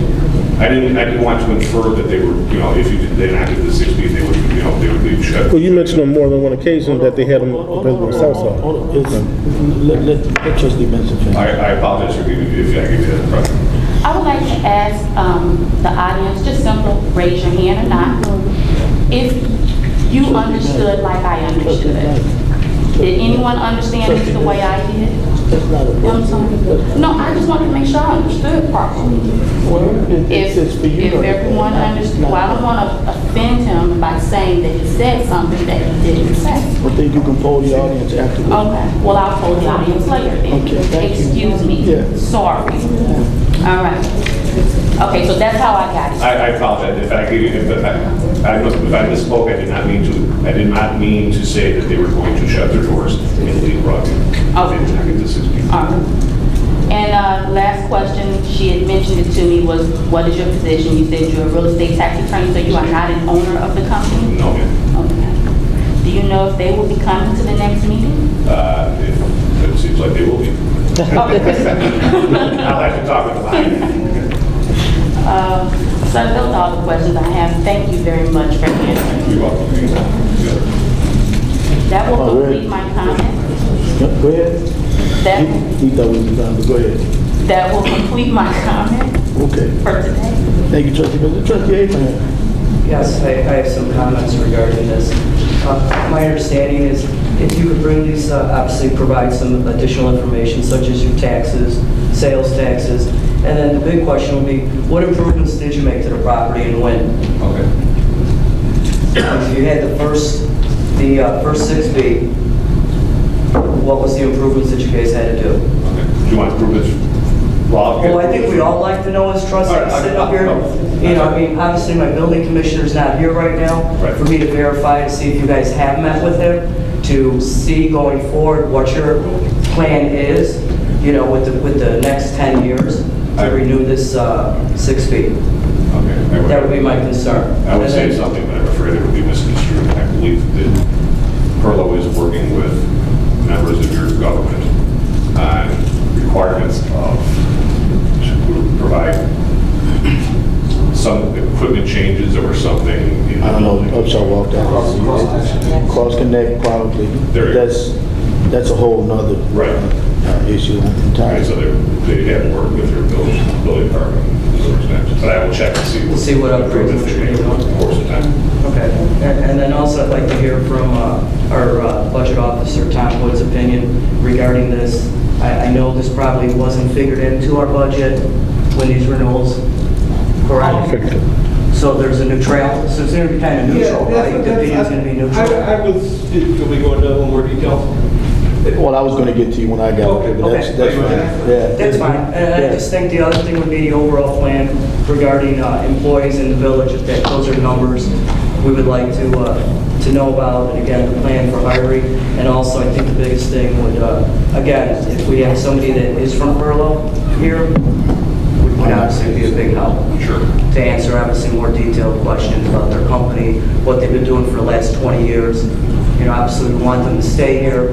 I mean, I would love for them to stay here, but you know what? It's a business. Better opportunities come along every day. Companies get up and move every day. So, I mean, I understand their situation, so I understand that on a business level. Okay? Yes. Thank you. All right, before I start, Tom, go ahead. Sure.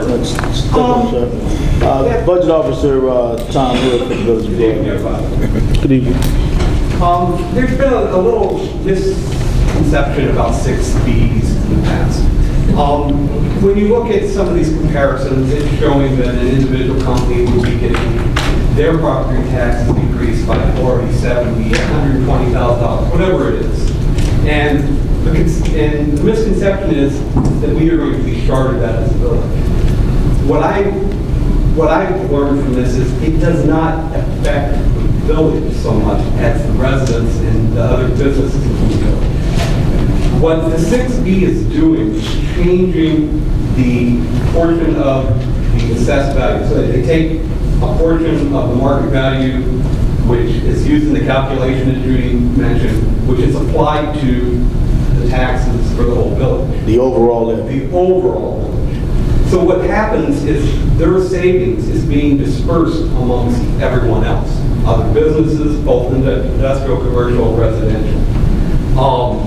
So from a budget standpoint, I'm neutral on this because it doesn't increase our coffers, it doesn't decrease our coffers. Now, if I step over here, I'm going to be a resident. From a residential standpoint, I did a back-of-the-envelope calculation by taking the 2011 assessed values and the amount of taxes paid. Figured out, okay, what would it change for $1,000 of property taxes if they were charged last year at full 20, and this, industrial is normally 25% of the market value. What this program does is decrease that to 10%. I reversed that to see what it would be. It worked out to $1.03 per $1,000 of taxes. So someone like me, for roughly a $5,000 property tax bill, I'm paying an extra $5.15 for the particular 6Bs I looked at. Now, you're correct. I did not get back. I only found that out this week because I was working backwards through this calculation. I said, okay, well, how much am I paying? Well, if there's 13 of them, and I came up with $1.03 for 2. Just multiply it by maybe 6.5, so somewhere between 30 and 35 bucks more on my property taxes is going up to keep these 13 individual businesses here in Broadview. Now, the question I think that's before the board isn't a financial question. The finance, we're going to get the money, whether it comes from this company or everybody else. The question is, what is the value of keeping these companies here? And it's worth spreading up amongst all of us.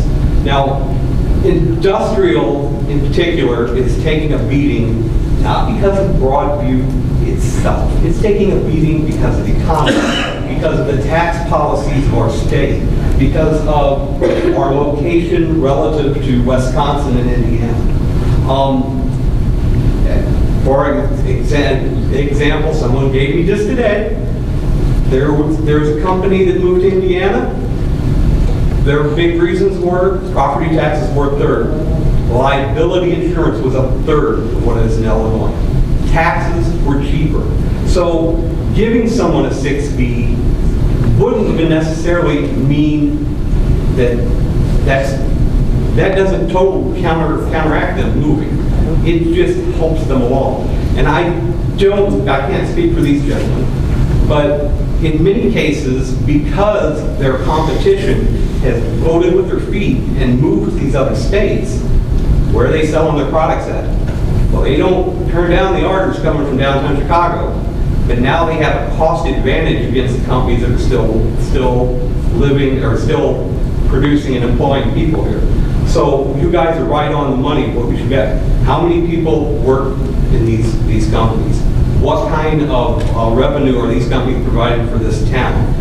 What is the benefits for the town to keep these companies here, keep these buildings occupied? Are they generating sales tax?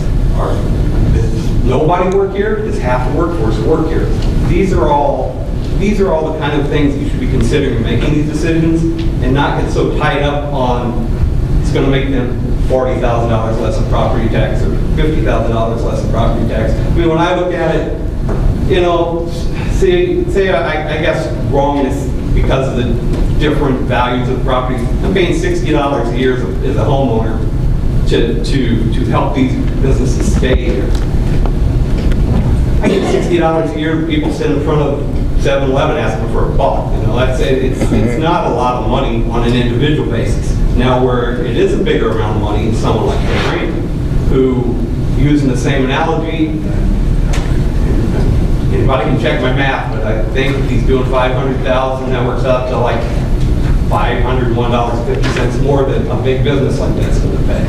Now there's an argument against it. I mean, why should the industrial section get this when not everybody else does? But I think one of the main things that the industrial companies are doing is they're providing high wage, in many cases union jobs, that are leaving in droves from this state. And if we can help keep some of them here, well, that's I think that benefits us as a community. Okay. Well, back into the budget side, it's new. Well, let me ask you a question that hasn't been answered. Okay. What is the financial impact directed to them over the next 10 years? In other words, what is their savings for 10 years?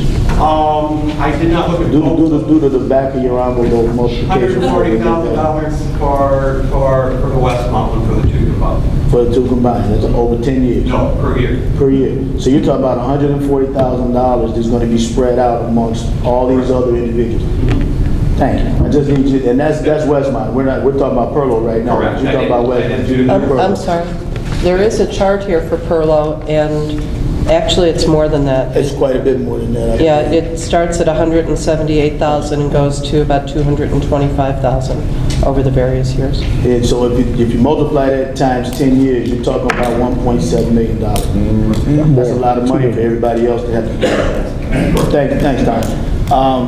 So that's, I need you to hear both sides of the coin here and what the implication is.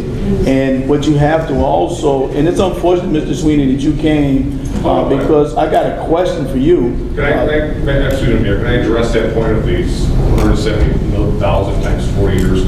That's for all taxing bodies, not just Broadview, it's for schools, libraries. You beat me to it. I was getting ready to talk about the other taxing bodies. You talk about the $5, but there's multiple taxing bodies throughout the village, which includes the schools, the park district, and the library.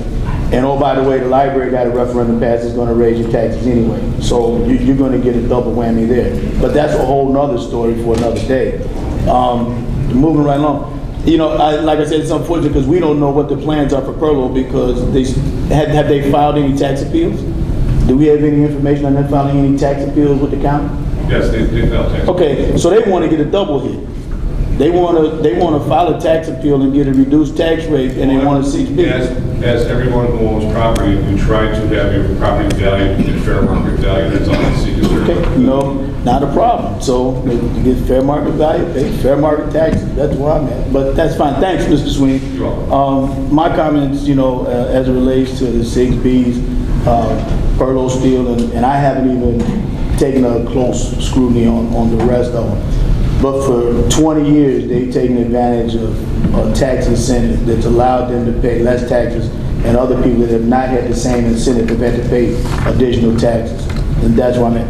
And, I think lightning's going to strike today because everybody in this room that knows me and Trustee Marino, we very seldom agree on too many things. We are, diametrically opposed to in a lot of instances, but I agree with her on this one. And thanks for your analysis, Trustee Marino, because I'm right with you. We've got 13 of these 6Bs in town. 13 of these, if you take the multipliers, and they're all industrial properties, by the way. If you take the multiplier and just do the math, you can see what the great impact is on your own personal property taxes and on the property taxes of other businesses. The increase on the taxes of the other businesses would drive them out. While we be trying to save one, we be pushing others away. That's where I'm looking at it, And I got to look at the overall health of the village. But I'm just one person. The board's going to vote on this. You've heard a lot of information out here. And I need to remind the trustees because you were looking for him to come back with information, this, that, and the other. The motion on the floor is either approve it or not approve it. It was not on the floor to table it. So I need to remind you all of the motion that's on the floor. The motion on the floor is to approve it. So they've had a tax a relief for 20 years, and they're looking for another 10. But I specifically asked the attorney to send out the information on what qualifies for an extension on the 6Bs. And I think that all the trustees got it. I think everybody read it and they understood what was going on. And it's up to them to make an educated vote on this. And as you've heard, they've already appealed their taxes. We don't know how many people are employed, and unfortunately, Perlo didn't come out to speak to that themselves. And I'll say this, 6B, no 6B, and unfortunately, Mr. Sweeney, part of your representation, be it real or imagined by us, appeared to be a threat to us up here on the board. When you said that south suburbs are, got 6B programs and we'll go to Indiana, we'll do this, that, and to me, I'm kind of offended personally, and I'm just speaking my own mind. I'm offended personally at the mere suggestion of that, and that's what I got out of it. And I don't know about the rest of the board, but that's what I got out of it. So the motion on the floor is to, a yes vote is approving the 6B, and a no vote is disapproving the 6B, okay? So that everyone's clear on that, because the motion on the floor is to approve the 6B. Madam Clerk, may I have a roll call, please? Trustee Abraham? Mr. Mayor, with all due respect, I would like to amend my motion. I've already made the motion for the vote. There was nobody went to amend the motion.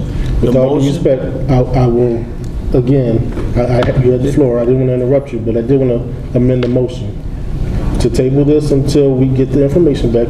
I think we at least owe them the respect. So let me ask you this. I just wanted to ask you a real simple question, because before you even make the motion, since we're having an open discussion here, yes, sir. Do you think, given the numbers that we just talked about, that the information coming back is going to change people's minds on this board? That would be like a vote, so I don't want to comment on that if you don't mind. Well, I'm just saying. Well, I mean, a motion to table this would be saying that we believe that Perlo can come back with some information that's going to change your mind. Let them do this. My tabling of the motion would be giving them the chance to at least respond to the questions that the board has raised. Whether that changes our opinion or not, it's going to be on on the burden of the company. And I would ask that a representative from Perlo actually show up instead of their tax attorney, and at least give us the answers that we should have had a long time ago when we were considering this. So, Mr. Mayor, like I said, with all due respect, I would like to table a point of order. I've already called for the vote, and they can either vote yes or no. And if at the end of that, that'll be it. And you made the motion to approve it. So, what's the rule behind that? I mean, can he make the superseding motion to table it or not? He made a motion to approve, I think, to start discussion. Yes, he did. He can make a motion to table. Even though we've already asked for the roll call. Yeah, you asked for the roll call. I've already asked for that before the So motion. if he's asked for the roll call, he cannot make a superseding motion, is what you're saying? No, I believe that the table. You want to go ahead, make your motion, Trustee McGrath. Mr. Mayor, with all due respect, I would like to amend my motion to table this until the next board meeting, to give us a chance to hear back from Perlo with the questions that we've asked. Please. Second. Okay, the motion by McGrath, second by Trustee Abraham. All in favor? Aye. No. Nay. Okay, roll call, please, Madam Clerk. Trustee Abraham? Yes. Trustee Vincent? No. Trustee Hardwick? No. Trustee McGreer? Yes. Trustee Moore? No. Trustee Brown Marino? Oh, wow.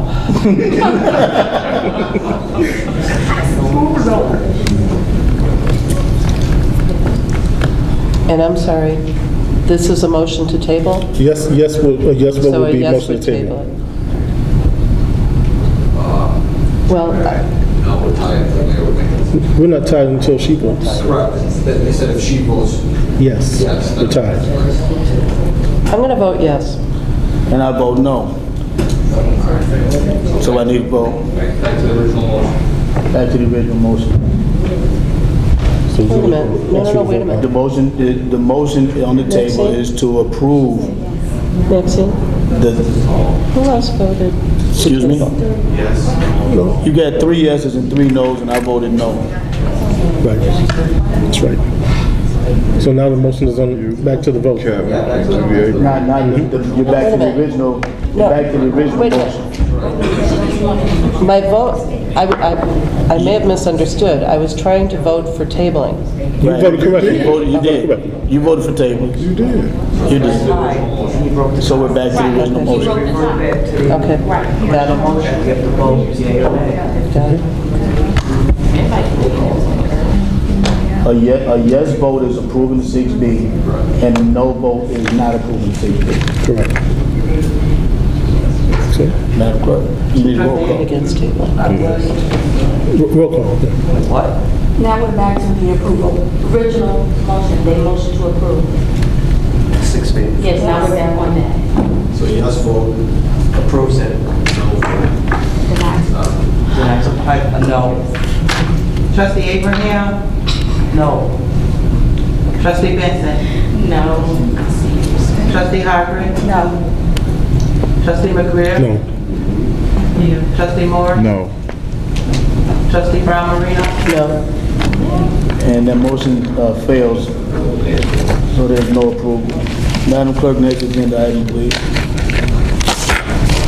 7E. Consideration of a resolution supporting the renewal of 6B classification for Westmont Engineering Company concerning property located at 2000 Beach Avenue in the village of Broadview, County of Cook, State of Illinois.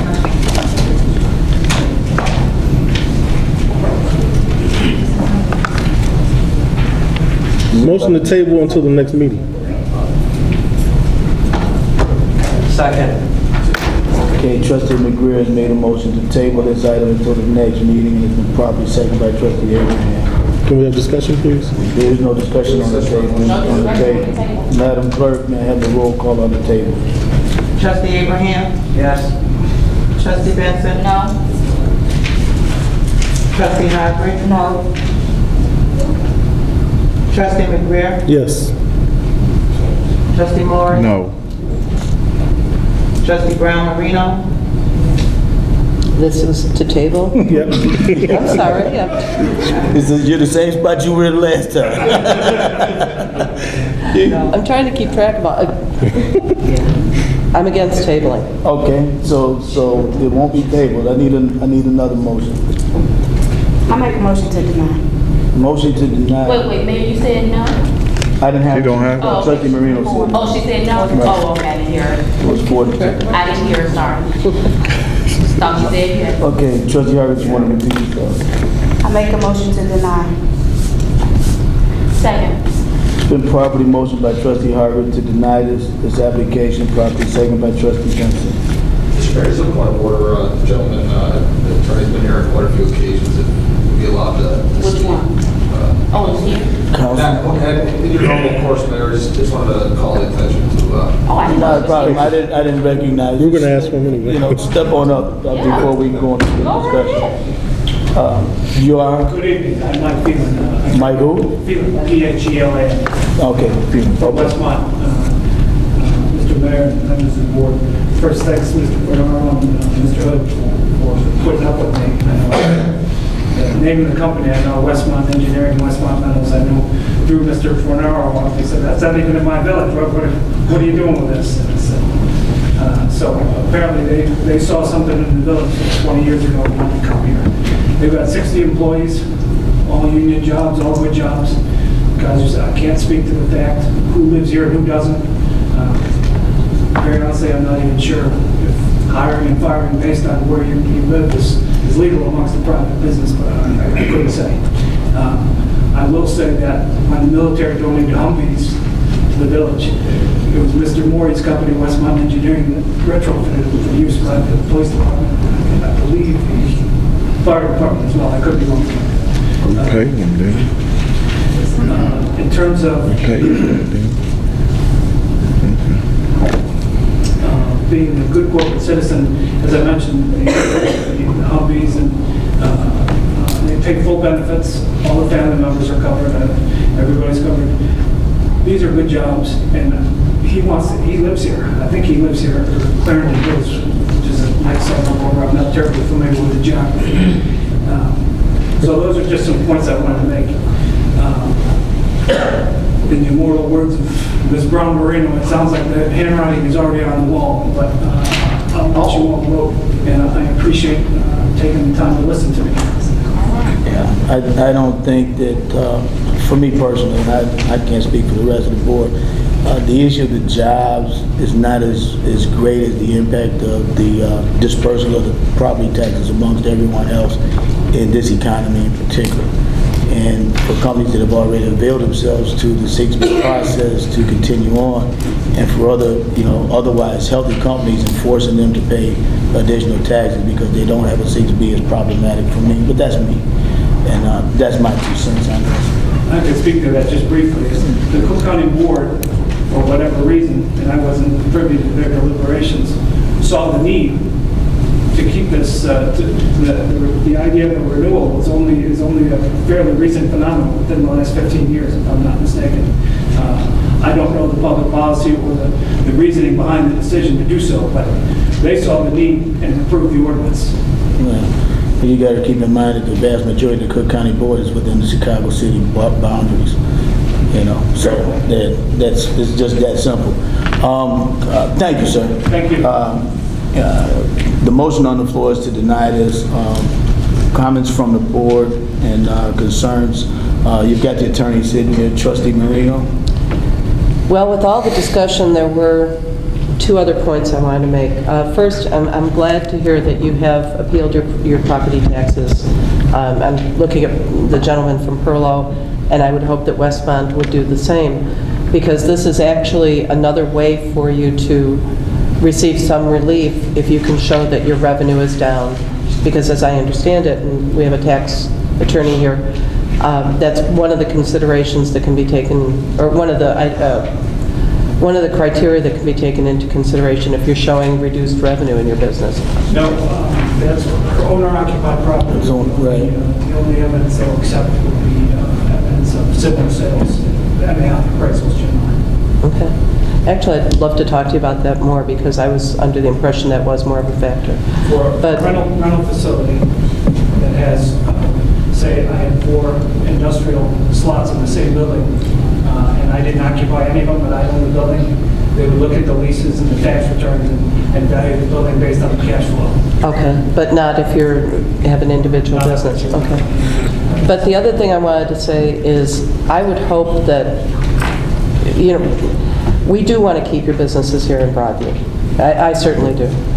And I would hope that we could possibly sit down and get a little bit creative about some things. We have things in our village that we've instituted over the last few years in our village, like the cross-connection control, that have become very expensive for some of our, especially in some of our industrial buildings. And I'd like to think that maybe there are other ways that we can work with some of our businesses to look at the overall package,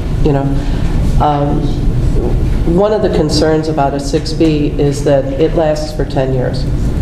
And we may be in a down, not may, we are in a down economy now. There are indications that it's going to improve, depending on who you listen to in Congress, especially in a business like yours.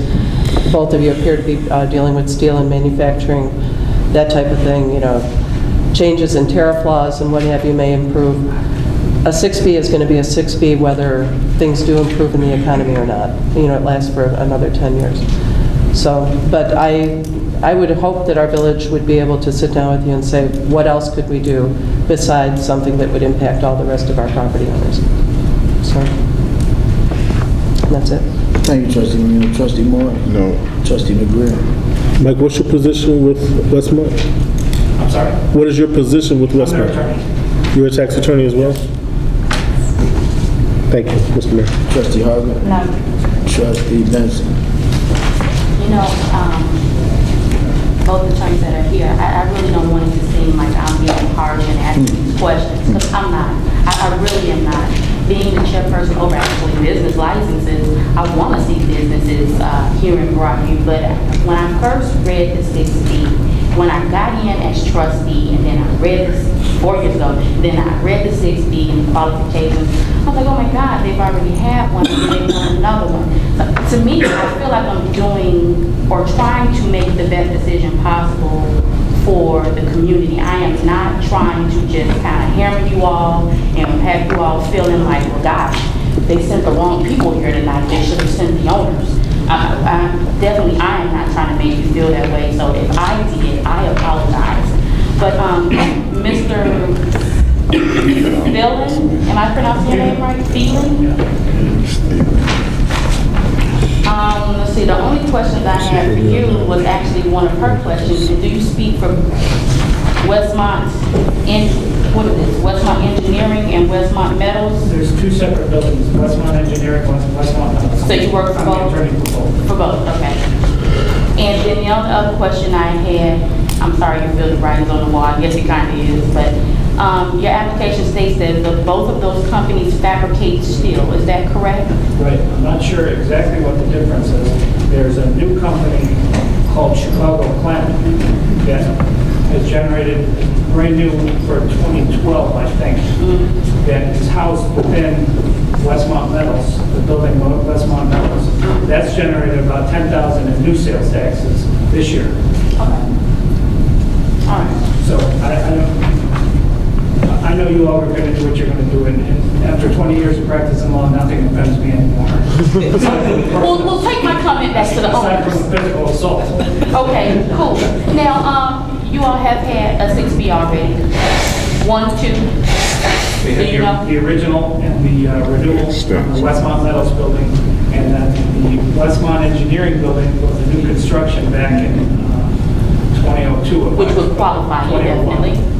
Okay, so then one of the businesses just had one and the other has had 2. Speaking from memory, so I believe that's the case. Thank you. Thank you.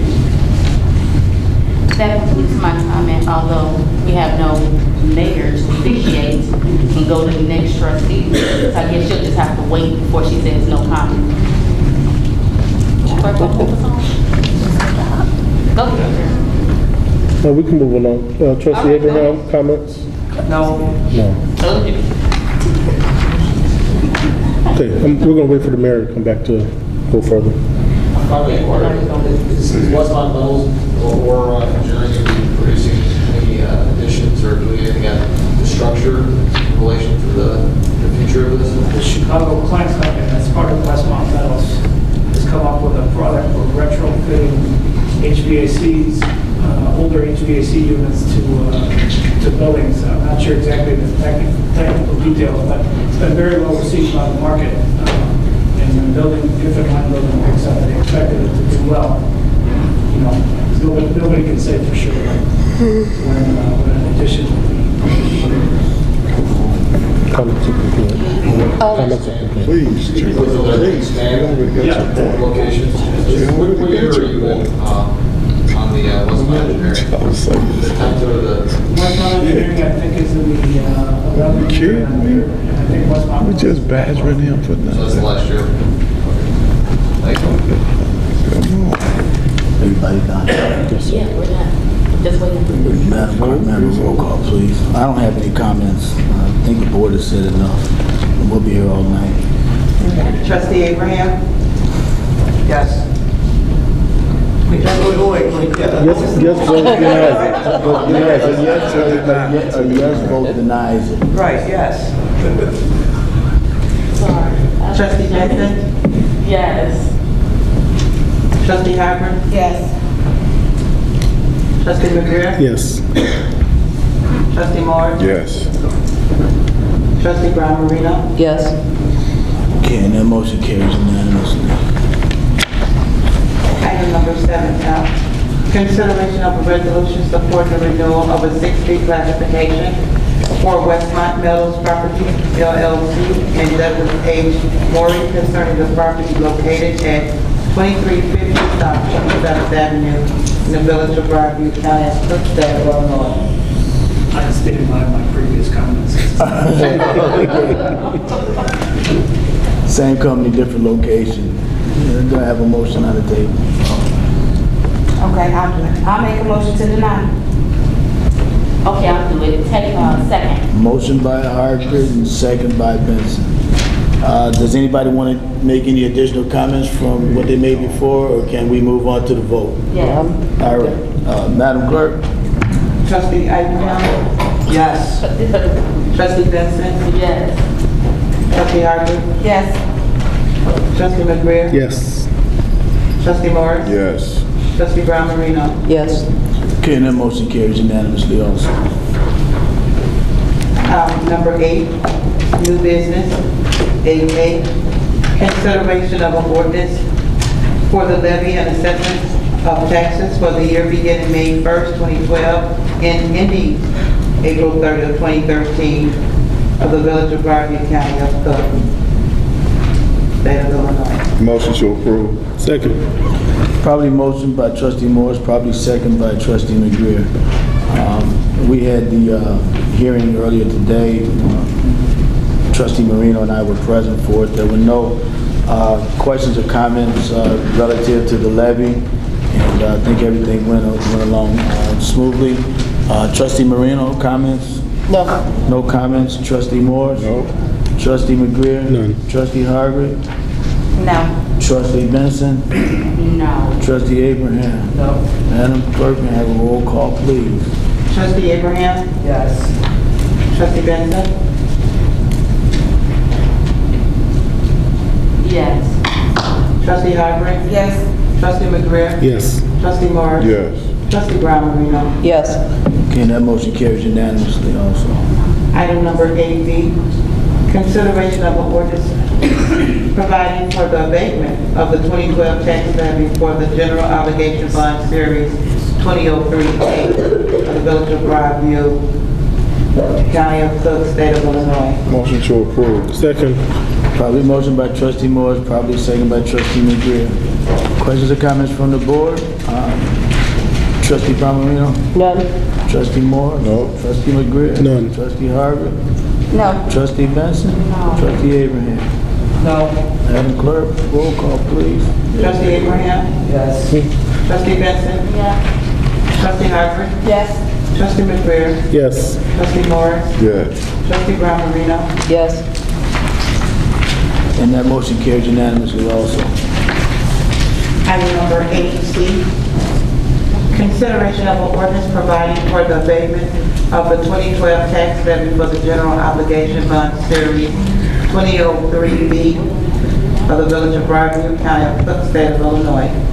Motion to approve. Second. Probably motion by trustee Morris and probably second by trustee McGreer. Questions or comments from the board, starting with trustee Marino? No. Trustee Morris? No. Trustee McGreer? None. Trustee Harvey? No. Trustee Benson? No. Trustee Abraham? No. Hearing none. Madam Clerk, roll call, please. Trustee Abraham? Yes. Trustee Benson? Yes. Trustee Harvard? Yes. Trustee McGrail? Yes. Trustee Morris? Yes. Trustee Brown Marino? Yes. And that motion carries unanimously also. Madam Item number Clerk. 8D, consideration of an ordinance providing for the abatement of the 2012 tax levy for the General Obligation Bonds Alternative Revenue Source Series 20005B of the Village of Broadview, County of Cook, State of Illinois. Motion to approve. Second. Probably motion by trustee Morris and probably second by trustee McGreer. Questions or comments from anyone on the board? And I'll go down the list. No. All right, hearing none, Madam Clerk, may I have a roll call, please? Trustee Abraham? Yes. Trustee Benson? Yes. Trustee Harvard? Yes. Trustee McGrail? Yes. Trustee Morris? Yes. Trustee Brown Marino? Yes. And that motion carries unanimously also. Item number 8D, consideration of an ordinance authorizing and approving the execution of an engineer service agreement between the Village of Broadview and Strands Association, Inc. for the Village of Broadview, County of Cook, State of Illinois. Motion to approve. Second. Probably motion by trustee Morris, probably second by trustee McGreer. Questions or comments from the board, starting with trustee Marino again. Well, we got a red line version of this agreement on the 29th, and then the final one today. It didn't appear that there were any changes to the red line agreement. Is that true? Is that correct, There were no Mr. changes. Attorney? No, there were no changes after. After the red line? The changes. They accepted the changes, okay. Okay. The couple things that I was concerned about with this. First of all, when the gentleman from Strand came a couple meetings ago and addressed us, I was under the impression that we were talking about a $9,600 fee, that was pretty much what the fee would be. Now what we're seeing is this is on an hourly rate, and it's expected to be about $9,600. Yeah, it's capped at $9,600. Well, if they want additional money, they have to come back before the board. Okay, we put it that way in case it was less than $9,600 would result in savings to the village. Okay, maybe I missed the cap in this because frankly I was focused on a couple of these other things, the 6B and the Excuse me if I can... billboard especially, but I see here where it says the hourly estimated, but... Yeah, there's an additional provision way around down the line. Now, while you're looking for that, the other concern I have with this... It's on page 4, right under the numbers of the hourly rate. The estimated fee will not be exceeded without prior notice to the agreement by owner. That obviously would result in an amendment to the contract at the board. Okay. The other concern I have about this is when we had the presentation from Strand, there were a couple of variables with this in terms of what work we were talking about in terms of, is this only going to be the work on Gardner? If I recall correctly, we were talking about that this would dovetail well with another project that's been in the hopper for quite a while, closer to the Chicago. Mr. Gumas, you remember what I'm referring to? Indian Joe Drive. Right. So is the proposal that we're asking them to attempt to get for the expanded work or just for the immediate, the initial presentation having to do at 25th? Or Gardner, I'm sorry, not 25th. Excuse me? I have not seen the agreement, so I don't know what they expanded to. Because I didn't see anything on here that really talked about exactly what work we were talking about them applying for the other thing is, I think a lot of whether or not we want to proceed and accept the grant and do all of this work has to do with, we also talked about applying for other types of grants, other types of loan programs and what have you. My only concern is if we have this agreement with Strand and we move forward, we spend $9,600 on this work, there's still these other variables that have to be addressed before we know whether or not we could even accept the grant and move forward and do the rest of the work. Because as I recall, this was a match program, and we were still talking about having to come up with roughly $1 million out of pocket to complete the project and for the match. So we were talking about the possibility of other grants and loans and low interest loans and that type of thing as one approach for the match. And I don't see any, I'm not sure that I see that being addressed in this as well. So who is it that would be working on the other grants and low-cost loan programs and things like that? Absolutely. Yes. Director Baptist and I have been meeting and talking, and we have another meeting scheduled for this week to talk about putting together a comprehensive program, looking at the funding sources and options, and present options for the board to consider. And we are aware of that grant, and trying to fund that, and as well as AEBA low interest loans for some other proposed projects, and as well as other capital improvements. We're trying to formulate. She's done some numbers, I've done some stuff. We're going to get back together and try to formalize some options and presentations for consideration. We were supposed to meet today, got rescheduled to probably Wednesday.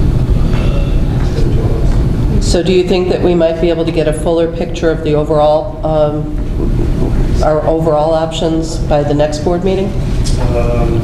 Probably not, because it may take one more back and forth. But this is pretty up to the application. We will have an overall picture by the time it comes to committee to accept the grant. We got to get it in queue to be able to have it. Okay. So we got some lead time, obviously, between now and I get the application. Right, but as I recall, we're in the time now to be submitting these applications for this grant. Correct. So, and according to the terms of this agreement, we would be obligated for up to the $9,600, Yes. regardless of whether we decide to move forward with the grant or not. That's accurate. Okay. Those are my questions. Okay, trustee Morris? No. Trustee Greer? None. Trustee Harvey? No. Trustee Benson? Yes, you know, I love grants, but I wasn't here for the presentation, so that kind of limits me. How much of the grants, how much are we looking at here? 50%. 50%? Keep talking. He talked about 2.2 million total cost. 2.2 Million was the total cost. the total cost of Gardner Road For the project. project. I think it was for an HO lane too. And we would, of course, okay. Yeah, the grant was limited to industrial areas, and it was limited to 2.2. All right. And it was 50% matching. All right, so, yeah, I had limited information, I'm sorry, so, no further comments. Trustee Abraham? None. Okay. Yeah, we've got an opportunity to apply for a grant. Right now, the exposure is up to, but not to exceed $9,600. And depending on whether we get approved on the grant, we have to come up with our portion of the money.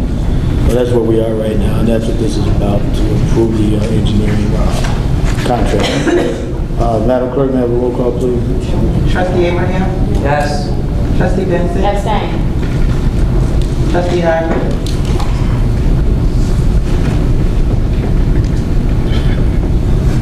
If you won't stay, why you asking me questions? Yes. Trustee McGriff? Yes.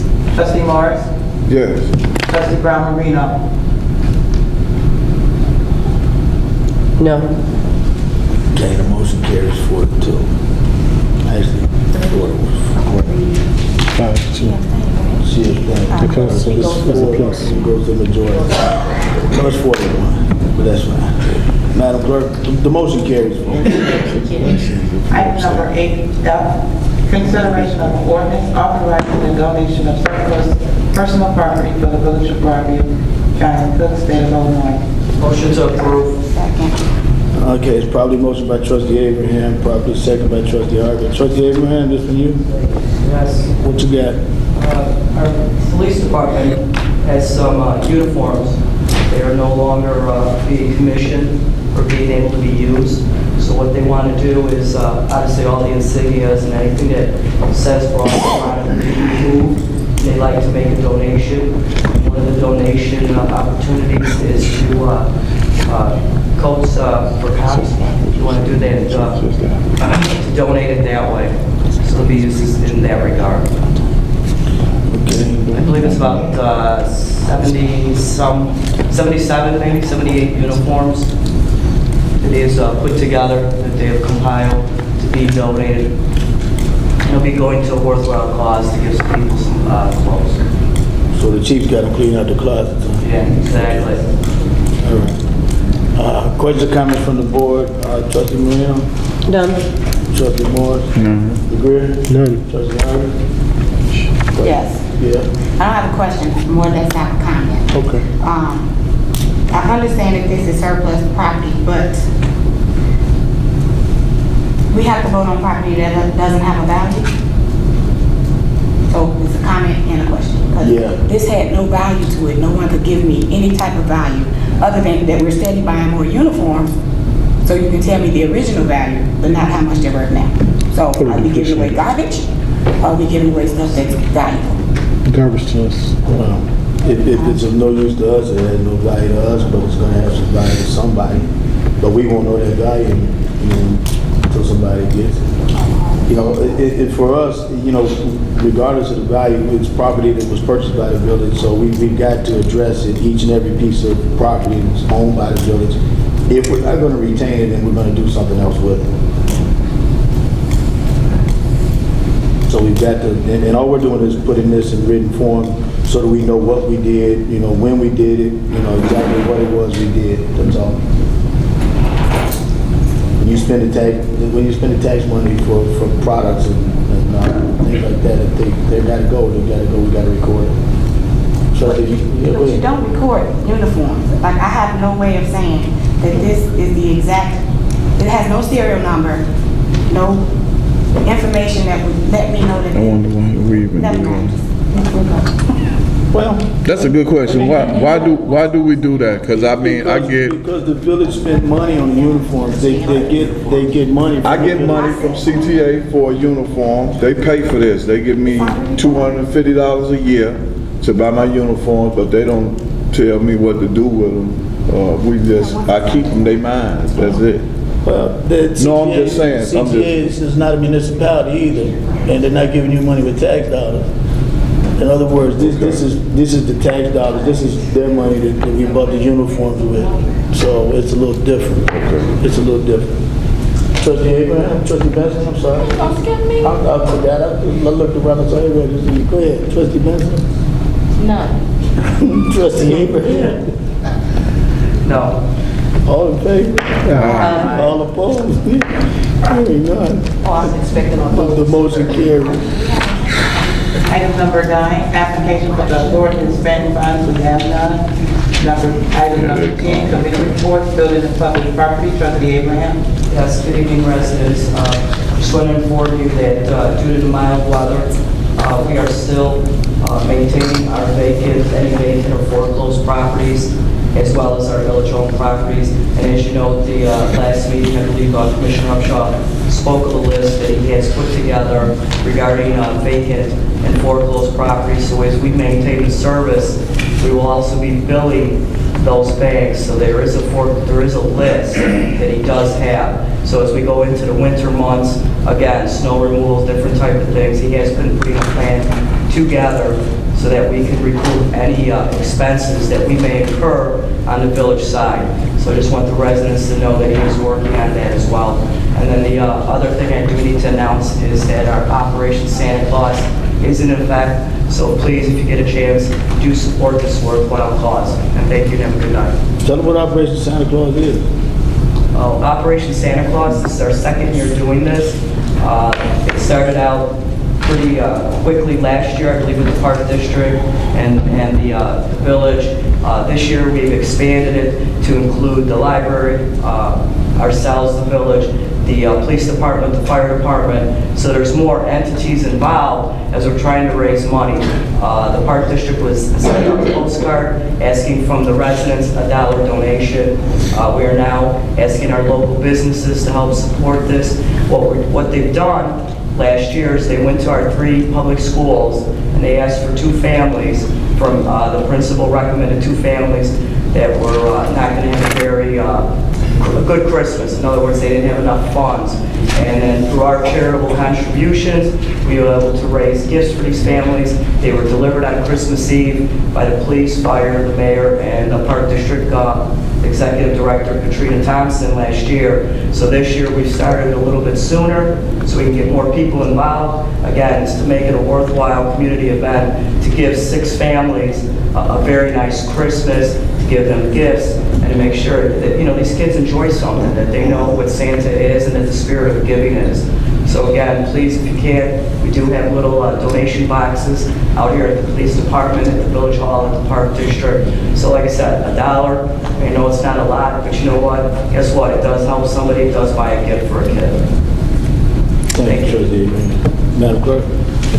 Our next committee report is Committee Trustee Benson. Evening, everyone. With the Operation Santa Claus, are we asking churches to donate as well? I'm not sure. I'm pretty sure they're pursuing that. There was business letters going out to everybody in the community, so they will be reaching out. I will check on that with you tomorrow. So Did you also find out we're asking some of the churches that have asked donations of us? I will look into that as well. Good point. Thank you. We've talked a lot about business tonight, so I have no further comments. Thank you, Trustee Benson. Fire, Police, and Civil Service, Trustee Hardwick. No comment. Thank you, Trustee Hardwick. Street, sidewalks, and alley, Trustee McGriff. No comment, no report. Thank you, Trustee McGrill. Finance Committee, Trustee Morris. No report. Thank you, Trustee Moore. Water, Drainage, and Health, Trustee Brown, No report. Thank you, Trustee Brown. I have just a couple of announcements from the clerk office. I'd like to read a news release that was released on November 29th. The governor office has passed that on December 26th, that will be the last day to file petitions for the 2013 consolidated election. The law requires the election office to stay open till 5. I will be sending out notices to people who will be running for election in 2013, that on December 26th, the village office will be open from 3 p.m. to 5. And that will be also posted and also will be sent out on the website so they will know those dates and those times. Also, on November 26th, we have 4 candidates that have filed petitions, the village clerk office, and today, December 3rd, was the last day to file objections. So moving forward, I will send forward to the county clerk's office to let them know that we had no objections for the 4 candidates that filed for 2013 consolidated election. In the Primary. Thank you. And that concludes my report. What were those for? The 4. No, what was the office for? The offices was for the mayor and trustees. 3 trustees and the mayor. For the village of Broadview? That's right. Okay. If you would like those petitions, you can send them for your request to the clerk office. Carry on. That concludes my report, President Jones. All right. I have a couple of things. We'll talk about the comments from the earlier tonight. Mr. Yancey was talking about the Neighborhood Watch Program. Because of the change in the dynamics and the demographics of our neighborhood, we felt that as a community service, it was good to get the residents involved in policing their own town, especially considering we had layoff of police officers. So we started this community neighborhood watch program. And the individuals that are actually in charge of it are not your municipal officers here. It's not the police department, so to speak, although the police are involved and Officer Costa comes to the meetings and reports and talks about things, and Police Commissioner Yancey's also there. It's actually a president, a vice president, secretary, and treasurer that are all village residents in different areas of town. I encourage all of you all that have any knowledge of anything going on in town that could be illegal, any type of illegal activities, to come to the neighborhood watch meetings on the last Friday of each month and share your concerns and things with those individuals that are there. I do have a copy of a window sign to hopefully provide for those individuals that would like a window sign that says, beware, this is a neighborhood watch community. I'm going to find out what the cost of the sign is through the printer, and I'm going to bring copies of the signs for the members of the board to see if I can get the village to actually sponsor the signage for the residents that may want one. So if the village can sponsor the signage, we will get the signs made up and make them available here in Village Hall so you can actually put them in your windows, okay? So that would be our contribution to that. And if you got any questions about it, find Mr. Yancey, Officer Costa, or come to the meeting the last Friday of each month. Ms. Rebian, as you heard, Mr. Gomez was talking about meeting with Ms. Baptist in Finance. That's been a delay in us having a town hall meeting. It's been on the burners and it's been on the agenda, but we had a lot of things going on, and they've been meeting. I talked to Janice recently, yesterday, about this, not yesterday, Friday, about this particular information. And I don't want to come to you all to give you half the information or partial information or not accurate information. So they're working on the financial piece that's attached to the engineering aspect of all of this stuff. And thus, that's why I'm trying to get the $600,000, because I know that we're going to be trying to do some other things down the road. So absolutely. We're going to be addressing the water mains and the sewers and the storm drains. We're going to talk about what our current situation is, 5-year short-term, long-term goals. We're going to be talking about an entire comprehensive plan, and I spoke about that in some previous meetings, that the estimated cost was like $80 million, and that, it's just not something that we could, fathom at this time. But it's in the works. We're working on it, and hopefully shortly after the holidays, we'll get back to that, okay? The next thing is Ms. Gordon talked about $15,000 in excess of legal fees. And, legitimately, I don't know that it was a lawsuit that was filed, but a motion to get involved in a pending lawsuit. And the village has an obligation to represent the trustees in the village in these particular lawsuits. And we just felt that the intervention of this other individual was not going to enhance our opportunity to defeat this case in court, just so that you know that. So we have a responsibility to, defend that position. If we don't defend it, then, we be exposed in some other ways. Mr. Attorney, you want to add anything to that? That legal fee should stop after this month because the motion was recently denied. The motion was recently denied. The original motion was denied. The appeal came back. We had to defend it a second time, and it was denied a second time. Okay. We had the 6Bs in here. Everybody saw those, and that's a tax implication to the village of Broadview, and I just, I can't really support that at this time. And that's all I have. I'll entertain a motion to adjourn tonight's session. So moved. Second. Probably motion by McGriff, probably second by Morris. All in favor to adjourn? Aye. All opposed? This meeting's adjourned. Have a good night, folks. Be safe going home. Woody, let me just tell you about the reason. Been sick all week. I knew you were still sick. Yeah, man, I was in the house on Saturday. I went over there and bowled. You made me right. You made me wrong. Thank you for your